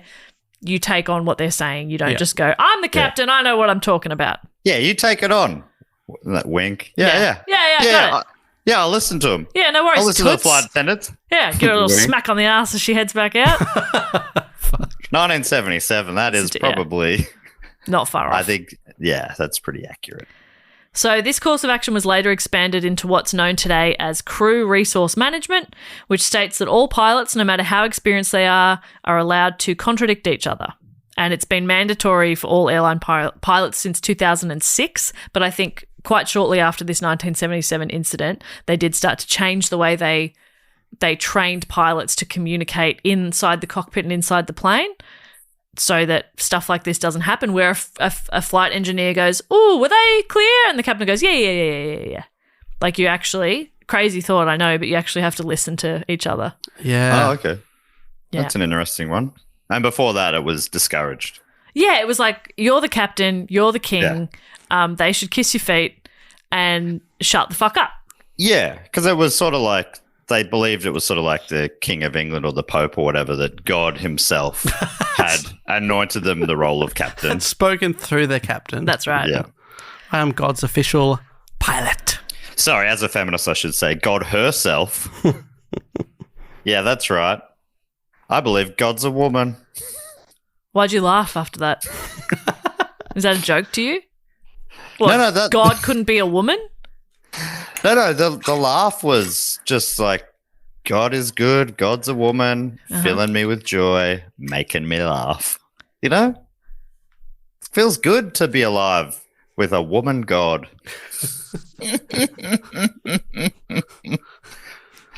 Honestly, I believe in God and I believe God's a woman. Sometimes it's good. Scouts honour. Good to just let him keep talking. That's what I was doing. Sometimes it's good to just go quiet and watch him spiral.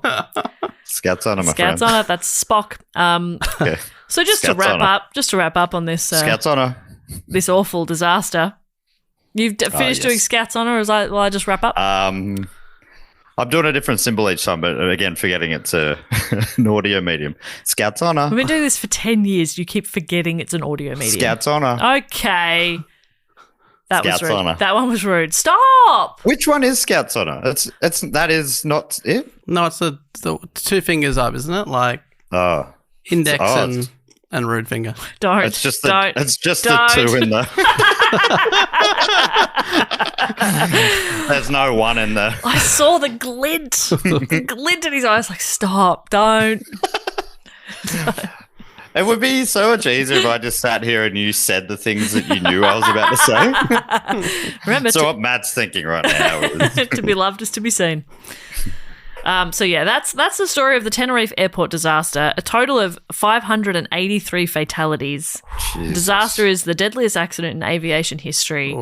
Obviously, incredibly tragic. There are monuments in Amsterdam and I think somewhere in the US as well to the people who lost their lives.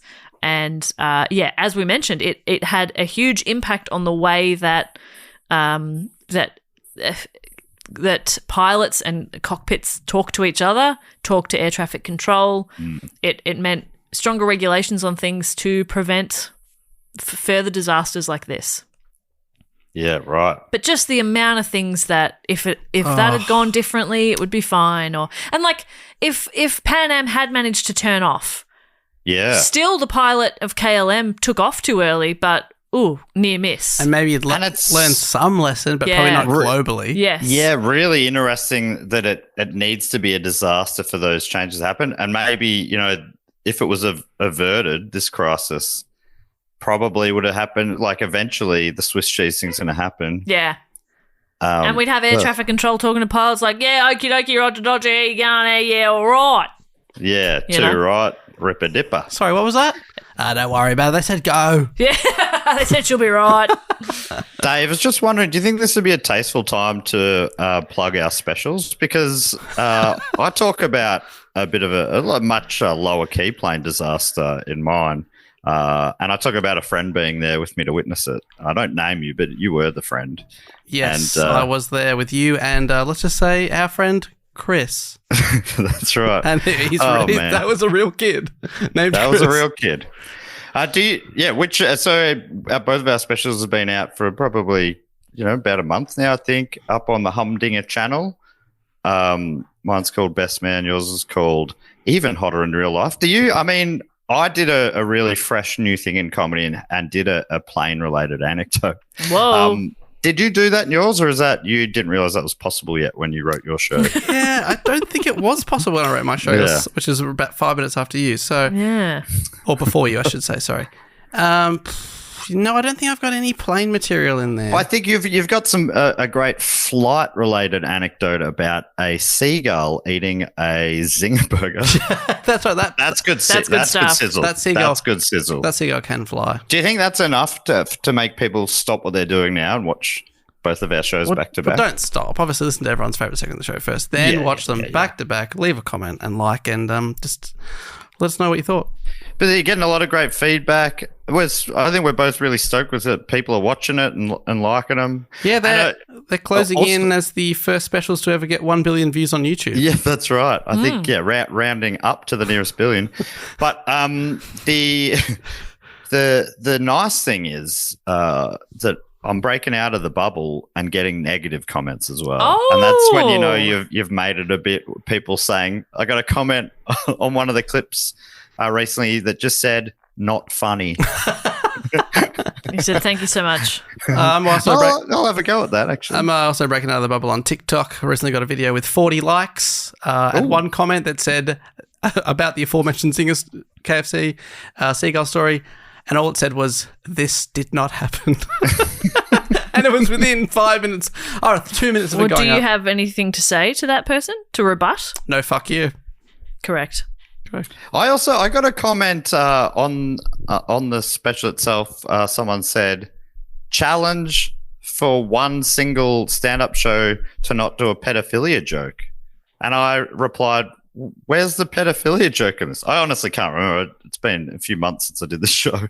But I'm like, I don't remember a pedophilia joke, and they didn't reply to that. So Maybe you're the first one. Comment. Maybe they're saying you're the first one to ever do challenge it. achieved. Yeah, Okay. can't Yeah. believe achieved, it. yes. I've watched someone do stand-up comedy for over 1 hour, Yeah. and they didn't even mention this kind of humour.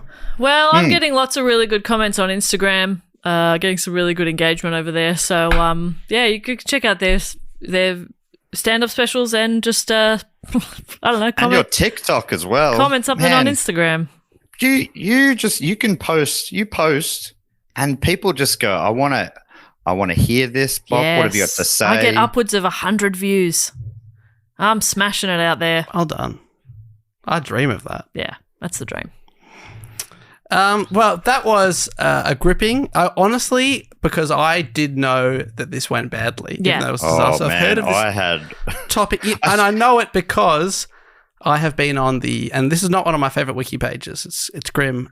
List of aviation disasters by number of fatalities. Wow. And I know that was number one, so I knew it was going to be really bad. It's number But one. I thought there was 2 planes. I thought one landed on another one rather than. Right. That's why I started. I was like, "Oh, do you mean like they're using the same runway where one plane lands and one plane takes off?" I thought they were about to crash that way. But, Yeah, so that right. was like a surprise to me, and it's just heartbreaking that it was so close to it not happening. But, Yeah. Yep.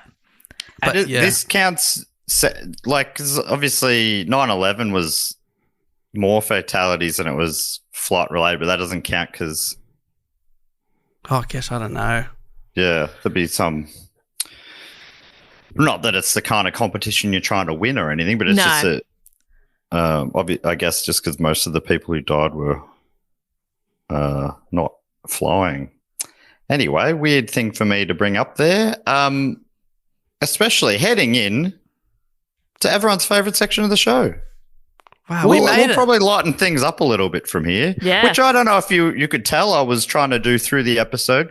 In some points, quite untastefully. Yeah, but that's your job. Yeah. Okay. It's a hard job, but someone's got to do it. Tough job. So this part of the show is where we go through and just spend a bit of time appreciating our great supporters at patreon.com/dogoonpod. These are the people that keep the show going. If you sign up at patreon.com/dogoonpod, you can we can give you, I should say, all sorts of little rewards, including bonus episodes. We do one pretty much every Sunday. There's a bonus episode. We also, what else do we do, Dave? We tell people about live shows before anyone else. So recently we put on sale the tour for Australia and New Zealand for the rest of 2025 into 2026. And for example, 90% of Canberra tickets sold to the Patreon first, and then within 10 minutes of it going online generally, it was sold out. Yeah. So the Patreon people, they get to know about it first. They also get discounts.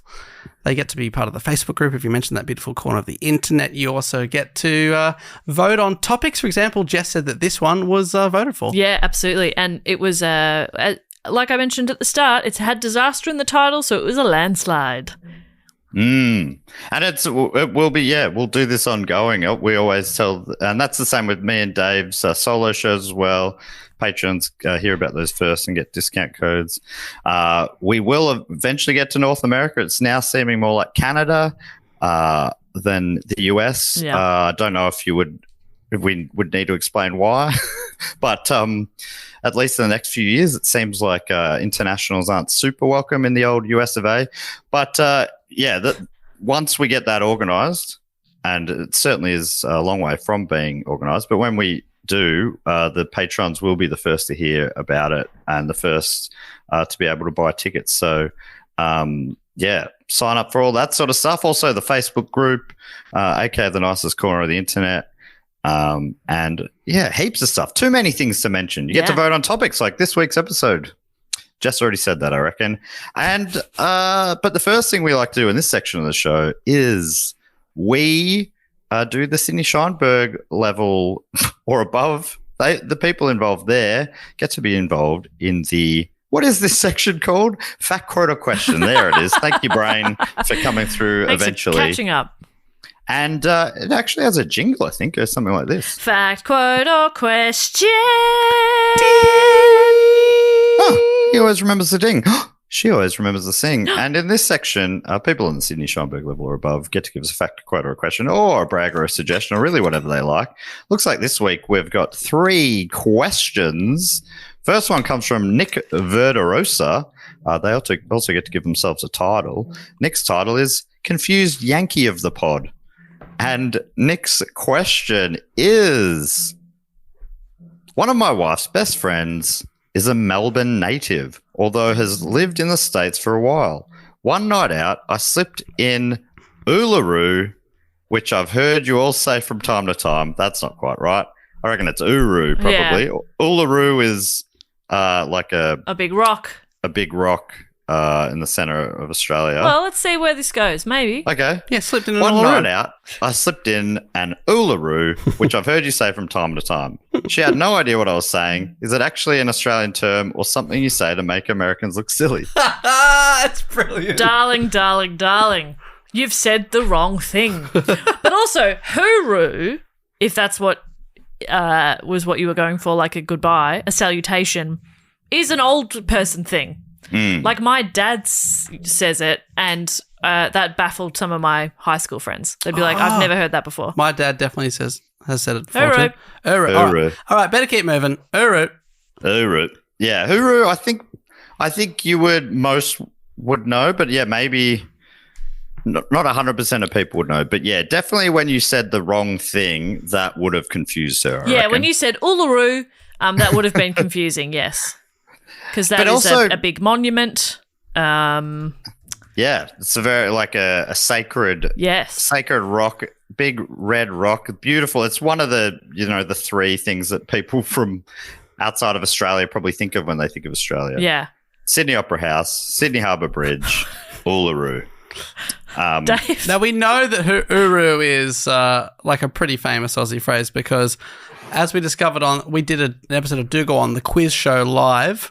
at the comedy festival this year, yeah. and then it went out just to our Patreon supporters as a bonus episode. And I quizzed you guys about, there was a series of $1 coins that the Mint made, and there was like alphabetically they had A is for. I can't remember what it would be. B is for, and then like sort of Aussie things like Bandicoot. V is Vegemite. Yeah, of course. Right. H is a Hills Hoist clothesline. It was just super Aussie things.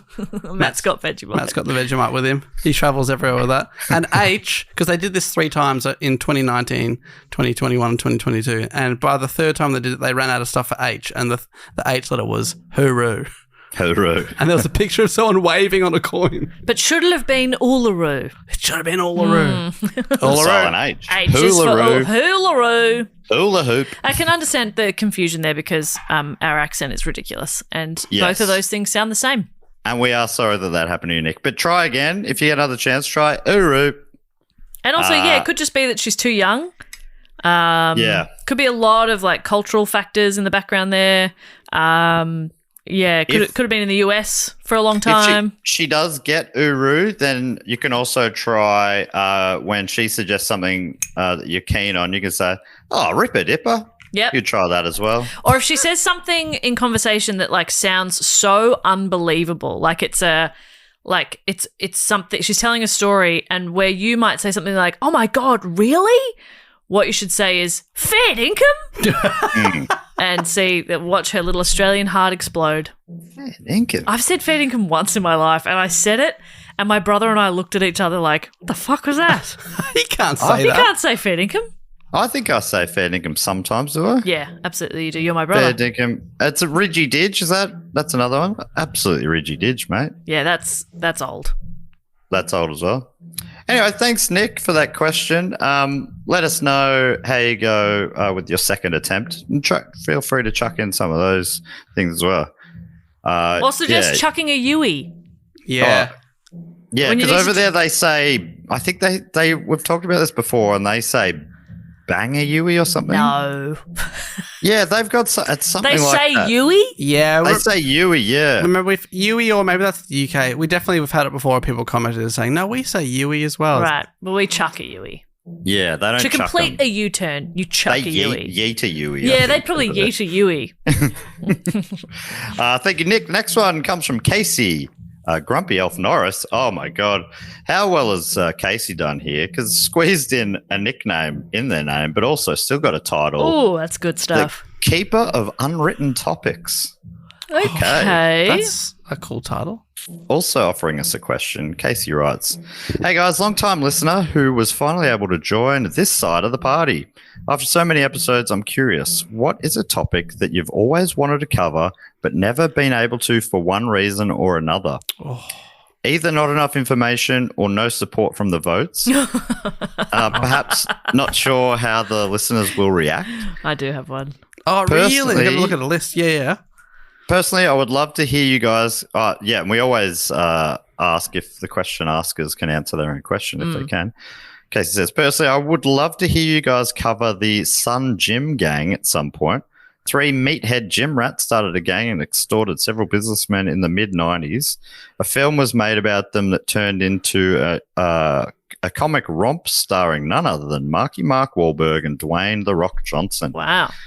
I will leave this with a request for Matt to attempt the tongue twister grip top sock at some point. Search it up. Theatre kids use this as a warm-up to warm up vocals before a show, and I would love to hear his, I'm certain, flawless attempt at it. Thanks again for the years of knowledge and laughs. You are all a bright spot in my week. Oh, that's so nice.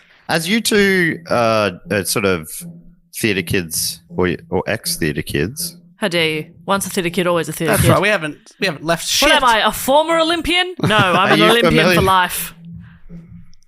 Familiar with the grip top sock? I don't think so. No, I do know what a grip top sock is, but I don't know this tongue twister. But the thing is, every time you attempt a tongue twister, you actually just nail it. It's normally because I don't know what is one. I don't know. Yeah, that's right.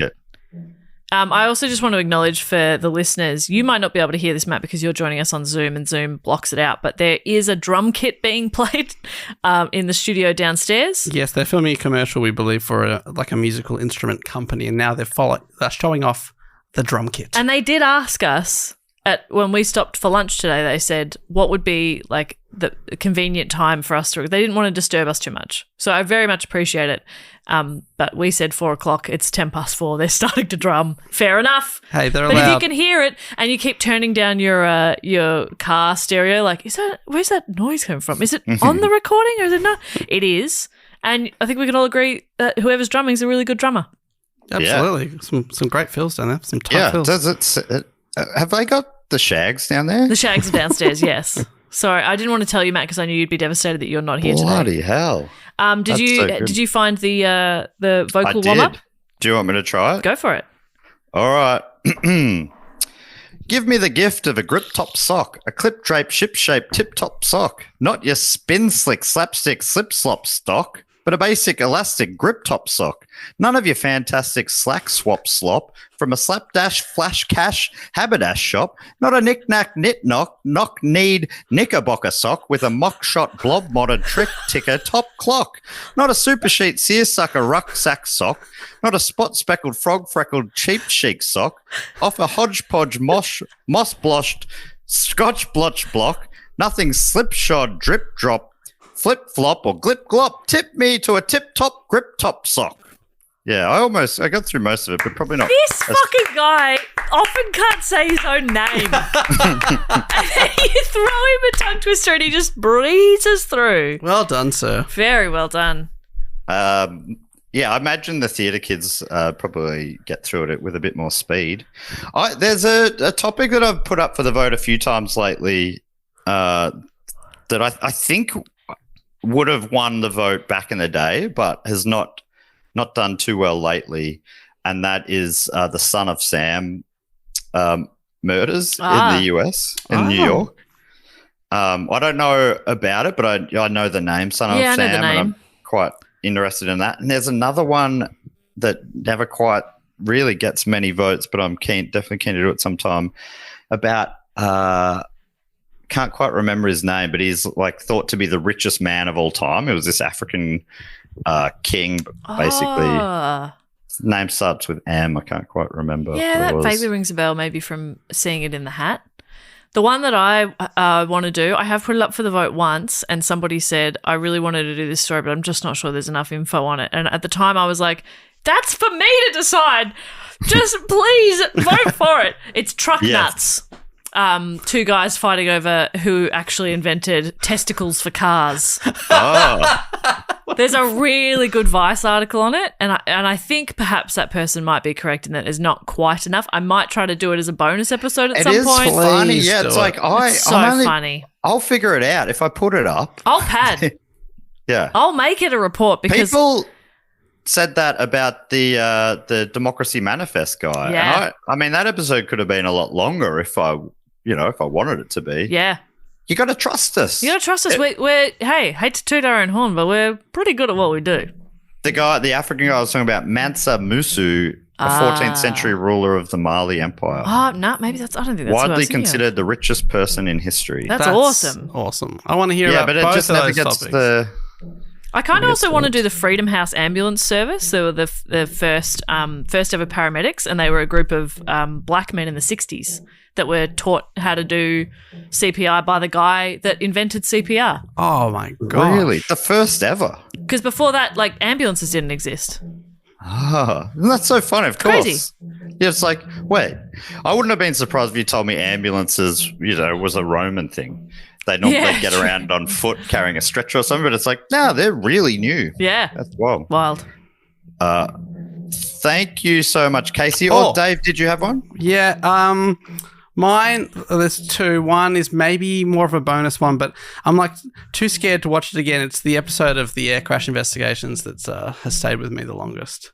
Whoa. Oh, interesting. And I want to talk about it's where the I believe it's a Russian flight. See, so you can't even say Aeroflight, and you just did that whole. It's the Russian Aeroflight. Yeah. Well, yeah, I think people have come to expect that. That's our dynamic. Dave struggles to get words out, and I can quite easily say,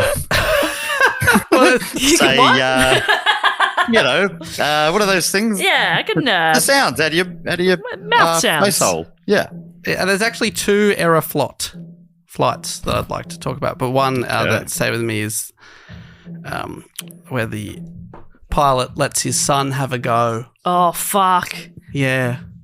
That can't end well. It Unless does. his son's also a fully qualified pilot. He is not. He is a young boy. Oh, dear. So I want to talk Is about that. that the worst Nepo baby incident of all time? So that's I'd like to talk, and then the other one is that's come second so many times. Please vote for it. I'd love to talk about the history of the Sex Pistols. Oh, yeah. Oh, great. Dave, listeners should know that we do a cycle where one vote, we do a 3-week block where we have the $2 plus level, then we do the Sydney Scheinberg plus level, and then we have 3 weeks, 3 topics in a row we have to choose our own. So, Dave, really, you just got to... we all... me and Jess also just did that. Yeah, I did start to research truck nuts recently when I had free choice and was like, there might not be enough in this. Damn it. Bonus episode. Yeah. But, yeah, I think they all sound great. But the voters, I would also say, are always pretty spot on. Yes. I think even when I'm like, I wish that other vote got up, the story they pick, I'm like, oh, no, that was great. They do choose very well. And the third question this week comes from Ben Henry, a.k.a. Captain What's His Name. Oh. And Ben, Captain What's His Name's question is... Listening from the beginning, currently on episode 326. Thank Nick Mason for getting me onto the pod. When he mentioned he was the guest on the Pokemon episode, I thought, what's this now? And I've been hooked ever since. Oh, cheers to you and cheers to Meso. My question is, if you could see any live act, living or dead, who would it be? And yes, Ben has answered his own question, which we appreciate, writing, mine has always been Oasis, and my dream comes true at the end of July unless something horrible happens. Thanks. Well, we are now beyond that, so hopefully, there was a lot of fears that they would blow up before now, the Gallagher brothers, but I haven't heard of any concerts being cancelled. So hopefully you got to be there, Ben, and hopefully you had a great time. Yeah, tell us about it in your next factoid question. Jess, I think we know your answer, but let's hear it all the same. My answer, much like you, is coming true at the end of this year, hopefully. Also, if nothing goes wrong. But I am going to be seeing Dolly Parton live. I'm going to be in the same room as Dolly Parton at the end of this year, 2025, December. I'm so excited. Because, I kind of liken it to when, people of our parents' generation say, oh, yeah, I got to see the Beatles at Festival Hall or something. That's crazy. I would love to see the Beatles. Because Dead or Alive was an option, but I am going to be seeing Dolly, and I'm very excited about it. And that is so freaking cool. It's going to be really fun, I hope. Dave, is your answer going to be similar to your answer for the last question? Oh, I'd love to see the Sex Pistols. No, but I'd like to see their contemporaries. I'd love to see The Clash, if I could. Yeah. Sadly, Joe Strummer is dead, so that will never happen. But it's Dead or Alive, the question. I know, but you said you're seeing your... That's true, I know. And then a question's also seeing Oasis. But what era... probably towards the end, so you could see all the hits. Yeah, love that. Or if they could do London Calling in full, that'd be a long concert and a fantastic one. I'd take that. Graciously.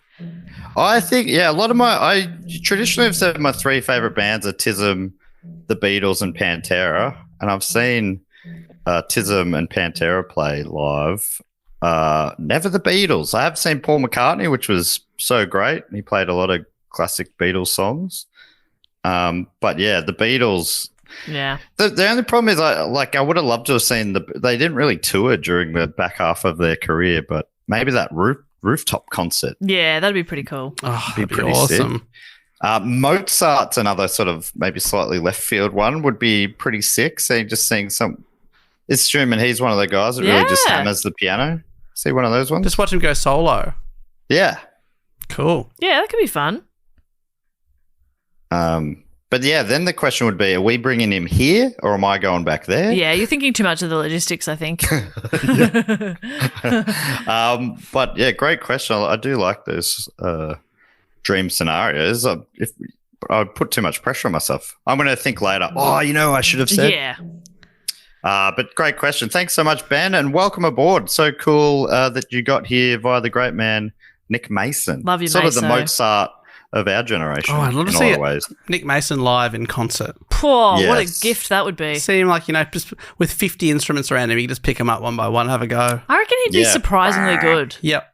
I think Yeah. he'd have a hidden talent. Yeah, like he's secretly played synthesizers his whole life. Yeah, and we're like, oh, yeah, here we go. Oh, fuck, this is actually beautiful. Holy shit. I'm moved. Yeah. He'll have the tram suite and stuff like that. So good. Tram suite in G. Each part is based on a different tram route. Thank you so much for that question, Ben, as well as the questions from Casey and Nick. The next thing we like to do is thank some of our other great Patreon supporters. Jess normally comes up with a game based on the topic at hand. That's true. It was a pretty grim topic, though. Maybe what they order on a plane. Okay. Drink, food. Yeah. Knowing that apple juice is not available. Apple juice is not available, but everything else is. So their first choice is not available, but the flight attendant's like, to make it up to you, you can have anything from any menu. Is that good? Yeah. It's I just think that's great. it was a grim topic. Yeah. Can I add an element into this? Please. I'll read all the names and places. Yep. And then I want Jess to say, so instead of apple juice, right? Yeah. Jess says the first thing, which will be like the ingredient, and then Dave will say the second thing. You'll say the apple, Dave will say the juice equivalent. Great. You with me? Yep, we can do that. Yep. All right. First up, from address unknown, can only assume, from the deep within the fortress of the moles. Thank you so much to Snakes. And funnily enough, snake. Snake shish kebabs. Yep. Ooh. So A Does delicacy. the shish kebab go just straight through? I was imagining it more like it's an S shape. Yeah, I was imagining it curved around. That's really great. Actually, I do prefer it though if it's just straight up and down. You kind of like, what's the stick for? Yeah. It's not helping. You can't just hand me a sausage. A very, very long one. Yeah, really long. Thank you so much to Snakes. Based on your email address, looks like your real name's Seth. If you've forgotten that you've put your name down as Snakes. 3 S's. Love that. The next person I have to thank comes from Nuneaton or Nuneaton in Great Britain. Oh, knowing them, Because it's in like Great Britain- Nuneaton or something. Yeah. Nuneaton. Oh, yeah, Nuneaton. Oh, gorgeous. They got a summer in Nunnington. So did he say Nunnington? It's not Nunnington, it's Bliskablob. Stupid Australians. Oh, bloody daft. From Nuneaton, please join me in thanking Georgina Taylor. Oh, Georgina has ordered cow. Cow. But cow. Cow butt. I was going to say cow juice, aka milk. Yeah. But then when the attendant was like, "Do you mean milk?" No, cow juice. Cow Cow juice. juice. There's a joke in Parks and Rec that this influencer is talking about the latest in milk. And she's like, we've had oat, we've had almond. Now join me in this absolute delicacy of beef milk. And it's like, it's very expensive. And Ron Swanson's like, it's fucking milk. And they're like, no, milk is, $4 a gallon. This is $42. Well, that's what we got. Cow Yeah. juice. Cow Beef- juice. And it sounds more like beef juice sounds more like cow jizz or bovine jizz, I suppose. But that's not what they were selling. That'd be a thick milk, probably watered down. Anyhow, being away from home is making your brain just disgusting. You are. I need you two to rein me in. But I will say this: Sydney is a very horny city. Yes, that's true. And I think I'm in Sin City. I'm in the Big Smoke. Yes. You know what? Some of that, I'm from small town Idaho, basically, Yeah. or the equivalent of Melbourne. Melbourne. And I'm up here in the Big Smoke. Yes. And yeah, you It's know getting what? to I've you. seen things here. You're like an Amish kid on Rumspringa. Exactly. God, I wish you two got that. What does that mean? That was an incredible reference. Oh, Incredible. Sorry. Agree. Is this a TikTok thing? No. It's just I know things sometimes. Is this related to Riz? Someone comment that was a good reference. Okay. Yeah. Okay. Next up, also from Address Unknown, can only assume from deep within the Fortress of the Moles. It is the Moles. It's T. Allen. I believe Tara Allen, perhaps. T. Allen. T. Allen. Or Talon. Or Talon. Talon. Talon has ordered a big old bowl of fish. Fish. And you know what it's dusted with? Popcorn. Fish popcorn. It's called fish popcorn. Is it like popcorn chicken? Like it's little bits of fish in deep fried? Yeah, that's even better. Yeah. Let's go with that. That's really good. Fish popcorn. Hey, and I should say, I think you two are doing really great. But maybe let's switch over. Let's get Dave doing the first one and Jess doing the second one. Interesting. Just, I think you're doing a great job, but I think maybe let's just see mix how it it up. works. Just to mix it Yeah, up. mix it up. Thank you so much. I'm not sure who should be offended here, but let's go for it. I think I know who should be offended. Next up, I'd love to thank from Wolverhampton in Great Britain. Oh, go Wolves. Go Wolves. It's Chris John. Chris John has just ordered this is a drink, this one. This is a... Well, no, you don't get to decide that. You just say the first bit. The ingredient, you know? Oh, okay. Well, we'll see. It's just it's a gin. Stew. Brilliant. Oh. I actually love that. That sounds delicious. It's a gin stew. Enjoy. Alcoholic stew. This could be a game changer. Yum. Drinking with a spoon. Fantastic. I like it. Yeah, that would have been a great invention for like Prohibition era in America. Yeah. Just making a stew for dinner. Hey, this isn't some sort of a moonshine undercover bar. That'd No, be this is a ridiculous.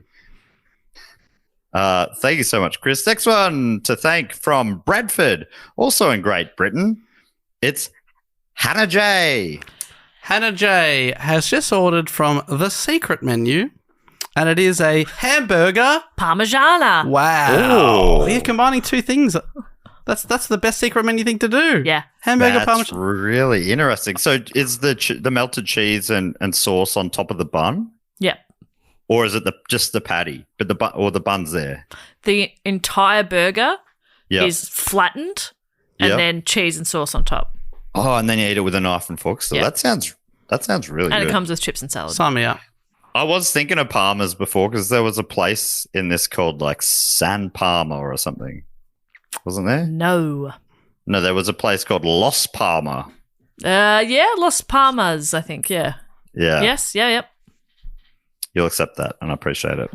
The next person I'd love to thank is from Brooklyn. They're walking here in the United States. It's Leo. Leo has just ordered the chocolate chip. Crumble. Oh, yes. We are actually, no, this switch really has done something. You see how you two are working on a higher frequency now? Fantastic. I love dessert on a plane. I think they get Do you? that right a lot. And especially when they come around, at 3 a.m. with like a Magnum ice cream or something. Yeah. Love that. But often I feel like the little desserts, even just in the little plastic containers, I feel like they're quite nice. Okay. So a chocolate chip crumble, yes, please. Not bad. I'll be having that yours sounds too if you don't want fantastic. it. That's fine. You can have it. But I'll be having your pretzels. Deal. Thanks so much, Leo. Enjoy that We dessert. travel so well together. How very nice. We are very nice. Next up from Guelph in What? Canada. What? Maybe in Ontario. Guelph. I love it. Guelph. I don't know how you would say that if it's not Guelph. You were coming in to go that Matt's fucked this up. No, but it is. how that else? looks about right. From Guelph. Thank you, Christina. I'm looking it up. Christina Christina has Welch. just ordered the nachos. Libre. Oh, what does that mean? It's a Jack Black movie. Oh, he's a wrestler. Yeah. Oh, Wow. maybe it's like the way they serve it to you. Yes. Like they come over with the mask on.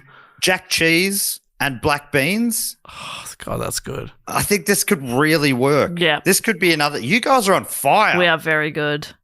Thank you so much to Christina. Enjoy your nachos. From High Wycombe. I just want to confirm it is Western Australia. Guelph. It is It is Guelph. Rhymes with Guelph. self. Guelph. That's so good. From High Wycombe. I didn't know there was a High Wycombe in Australia. That's a place in England, isn't it? From High Wycombe in Western Australia. How's this for a name? Cooper King. Ooh, that's Wow. good. Okay, this one. It's the raisin toast. Smoothie. Oh, great. You don't feel like chewing? Don't worry We about got it. And they haven't blended it all that well. So it does Yeah. just end up feeling like someone has pre-chewed it for you. Which is my dream. You want to be fed like a baby bird? Yes, please. Yes. But with all the flavour. Yeah, of course. And instead of coming in a big sort of smoothie cup, it just comes in like one of those birds that dips, you Yeah. know, that water You thing. just have to open your mouth and it feeds you. And you say, thank you, Mama Bird. Nom, nom, nom, nom, nom, nom, nom, nom. And finally, this place sounds interesting. Old Orchard Beach is where they're from in ME in the United States. It's Andrew Chiromcha. Andrew Chiromcha. Jeez, the names have been so good this week. And Andrew as has always. ordered the honeycomb. Butt cheek.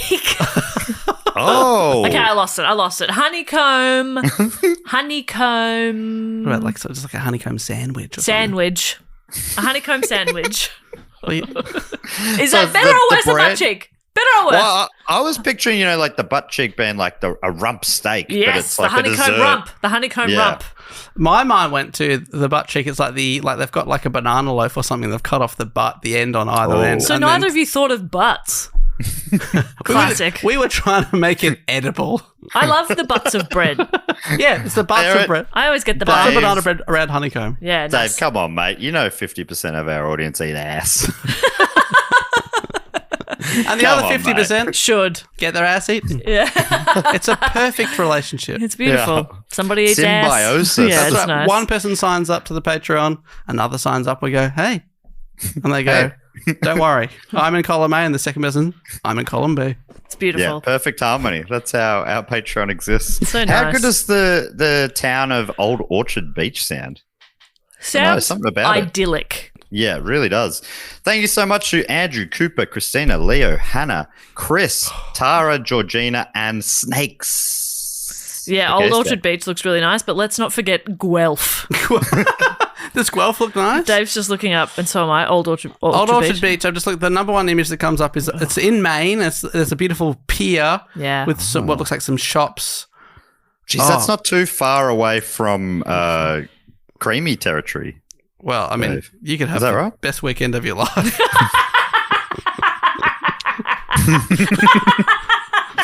Is the picture you're looking at the one with the pier with the stilts and the little Yeah. huts on Yeah, it? Yeah. how nice. Oh man, That that looks looks like- what a- cute as shit. What a spot. Best weekend of your life. Why did that sound so horny? Well, you probably still got eating ass on your mind, but I always have eating ass on my mind. that looks like what a spot for a creamy. I'm talking about the ice cream variety. And there's a place on the pier called Hurricane Raw Bar. Oh, I'll show you a raw bar. say no more. The last thing we got to do is we got two people to welcome into the Triptych Club, which Dave is so good at explaining. This is for people and a very exclusive club for people that have been signed up to the shout out level or above for 3 straight years. They've never dropped off. We've already given them a shout out before, but to enshrine them forever, we welcome them into our Theatre of the Mind theoretical clubhouse. Your name goes up on the honour roll, and once you're in, you can never leave. But why would you want to? Because inside we've got entertainment, food, snacks, drinks, places to sleep. There's a rock climbing wall that's just opened. It's beautiful. It's awesome. You can go bouldering now? Yeah. Bloody hell. And there's also different levels too. I mean this is a compliment. We've definitely got boulderers in the club already, don't you reckon? Yeah, well, they've been itching. They've been petitioning. We say, what do you want? I We've agree, got- but there's I some mean it as an fitties in insult. there are some fitties. Because I know some people say they'll use it as like a bit of a, you know, a pejorative term, having a go at sort of, you know, inner city hipster types. But to me, I just think fit, fun, and up for... Yeah. up for a climb. Yeah, they sure are. Could not think of another unword there, but fit, fun and up for Fun. fun again. More fun. They're really fun. Really fun. Double the fun. So we got 2 inductees this week. Before we get to them, of course, I should say I'm on the door. I've got the list. I got the 2 names. When I read them out, if you hear your name, jog on in. And you'll hear Dave. He's up on stage. He's emceeing the show. Theatre of the Mind stuff here. Every other inductee's inside, chanting your name. Dave's hyping them up, hyping you up. We're there to party. This is your welcome party. We also have a bar which is well stocked. Jess is behind it. You normally come up with a cocktail based on the topic. Yeah, I kind of. I have. It's more about the delivery of the food this time. So I thought it would be fun to theme it. So I got like a flight attendant outfit, and I've got the little trolley thing, and so people don't have to come up to the bar. I'll bring the bar to them. That's so nice. I do have to 70s style. It's 70s style, but I do have to apologize that I ordered the wrong flight attendant costume, and it's a slutty one. Oh. Oh no! It's very short and a very low cut, and there's so fishnets involved. That's what we're saying. Yeah, I'm really sorry about it. Yeah. And the cocktails, are they canary coloured or something, yellow drinks? Sure, or whatever, yeah.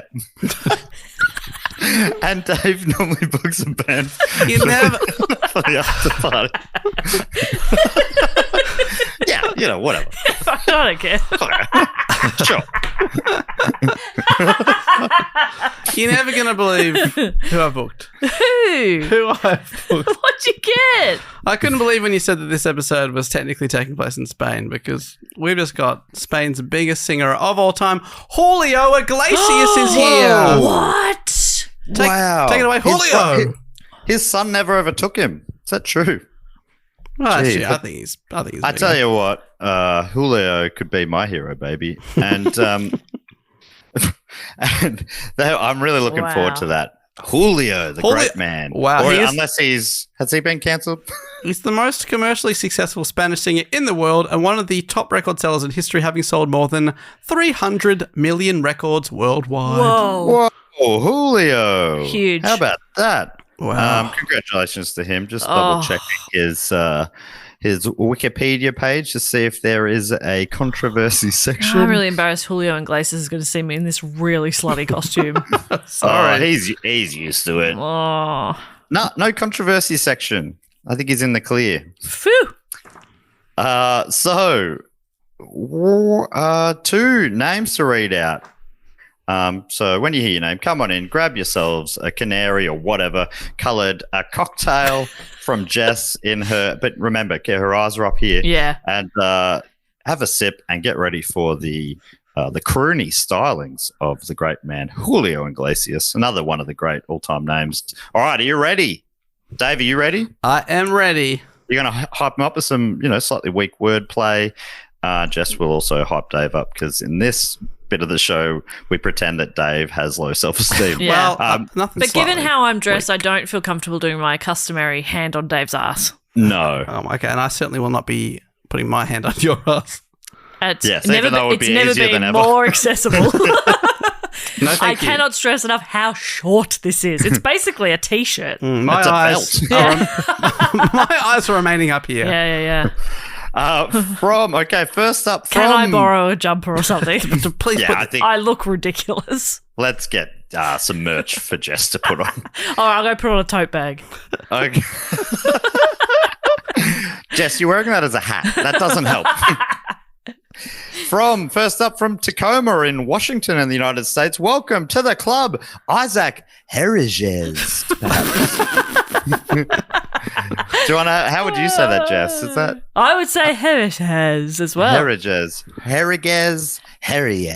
Well, I'm just going to avoid that altogether and say, well, you've woken me from my Tacoma, Isaac. Oh, wakey. You've missed 30 years. Isaac. All right, from Clovis in California, yay, in the United States. Welcome to the club, Jamie Horayo. Let me just say Ohio to Jamie Horayo. Oh, it's possibly Jaime.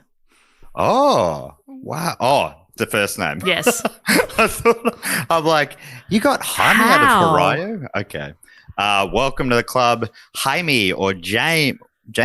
I think you're right in Jaime. Jaime and Isaac, welcome to the club. Make yourselves at home. Woo! Okay. Hey, we've heard that Julio Iglesias is up for a chat if you want to go see him before he starts belting out the tunes. Yeah. But make yourselves at home. Hey, see you on that rock wall.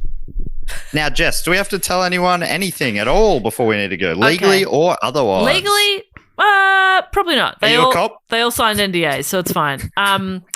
But ethically, we should tell them that you can see Matt and Dave's stand-up specials on Humdinger on the YouTube channel. You should go check them out. We have merch available. Also, we just mentioned, no, we don't currently have any slutty costumes available. Well, we should. We are out of stock. I really want to see Dave, a slutty Dave costume you can wear. Oh, Slutty yeah. podcaster. It's not, you don't want to see Dave in a slutty costume. You want to see a slutty Dave costume. Exactly. I want to see Yes. people going around dressed as slutty Dave. I'm slutty Dave, they say. I feel like a crop top, but it's made of like a woolen sweater. Yeah.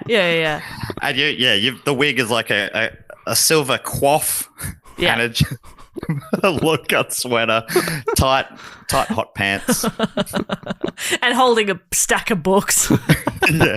Slutty books.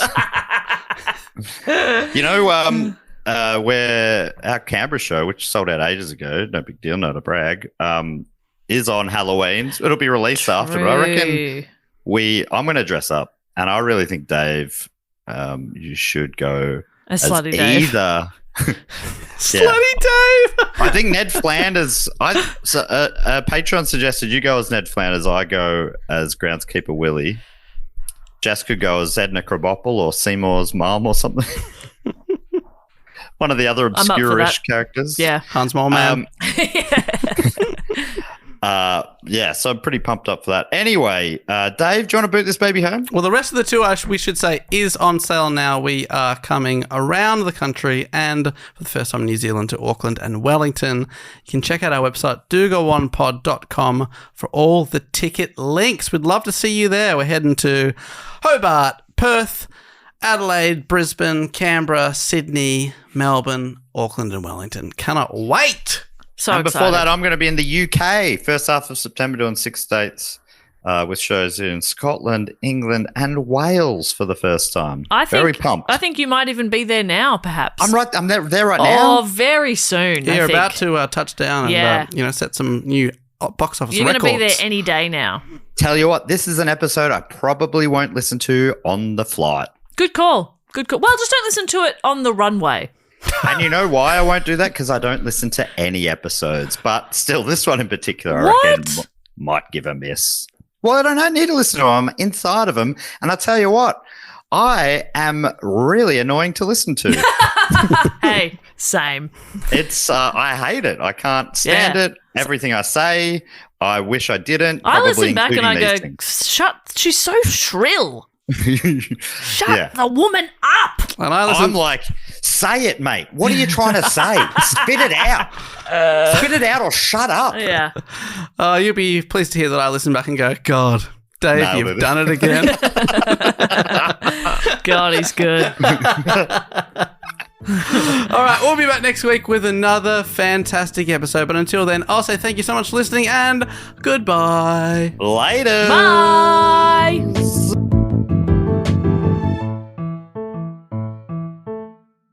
Don't forget to sign up to our tour mailing list so we know where in the world you are and we can come and tell you when we're coming there. Wherever we go, we always hear 6 months later, oh, you should come to Manchester. We were just in Manchester. We were just there, but this way you'll never miss out. And don't forget to sign up, go to our Instagram, click our link tree. Very, very easy. It means we know to come to you, and you'll also know that we're coming to you. Yeah, we'll come to you, you come to us. Very good. And we give you a spam-free guarantee.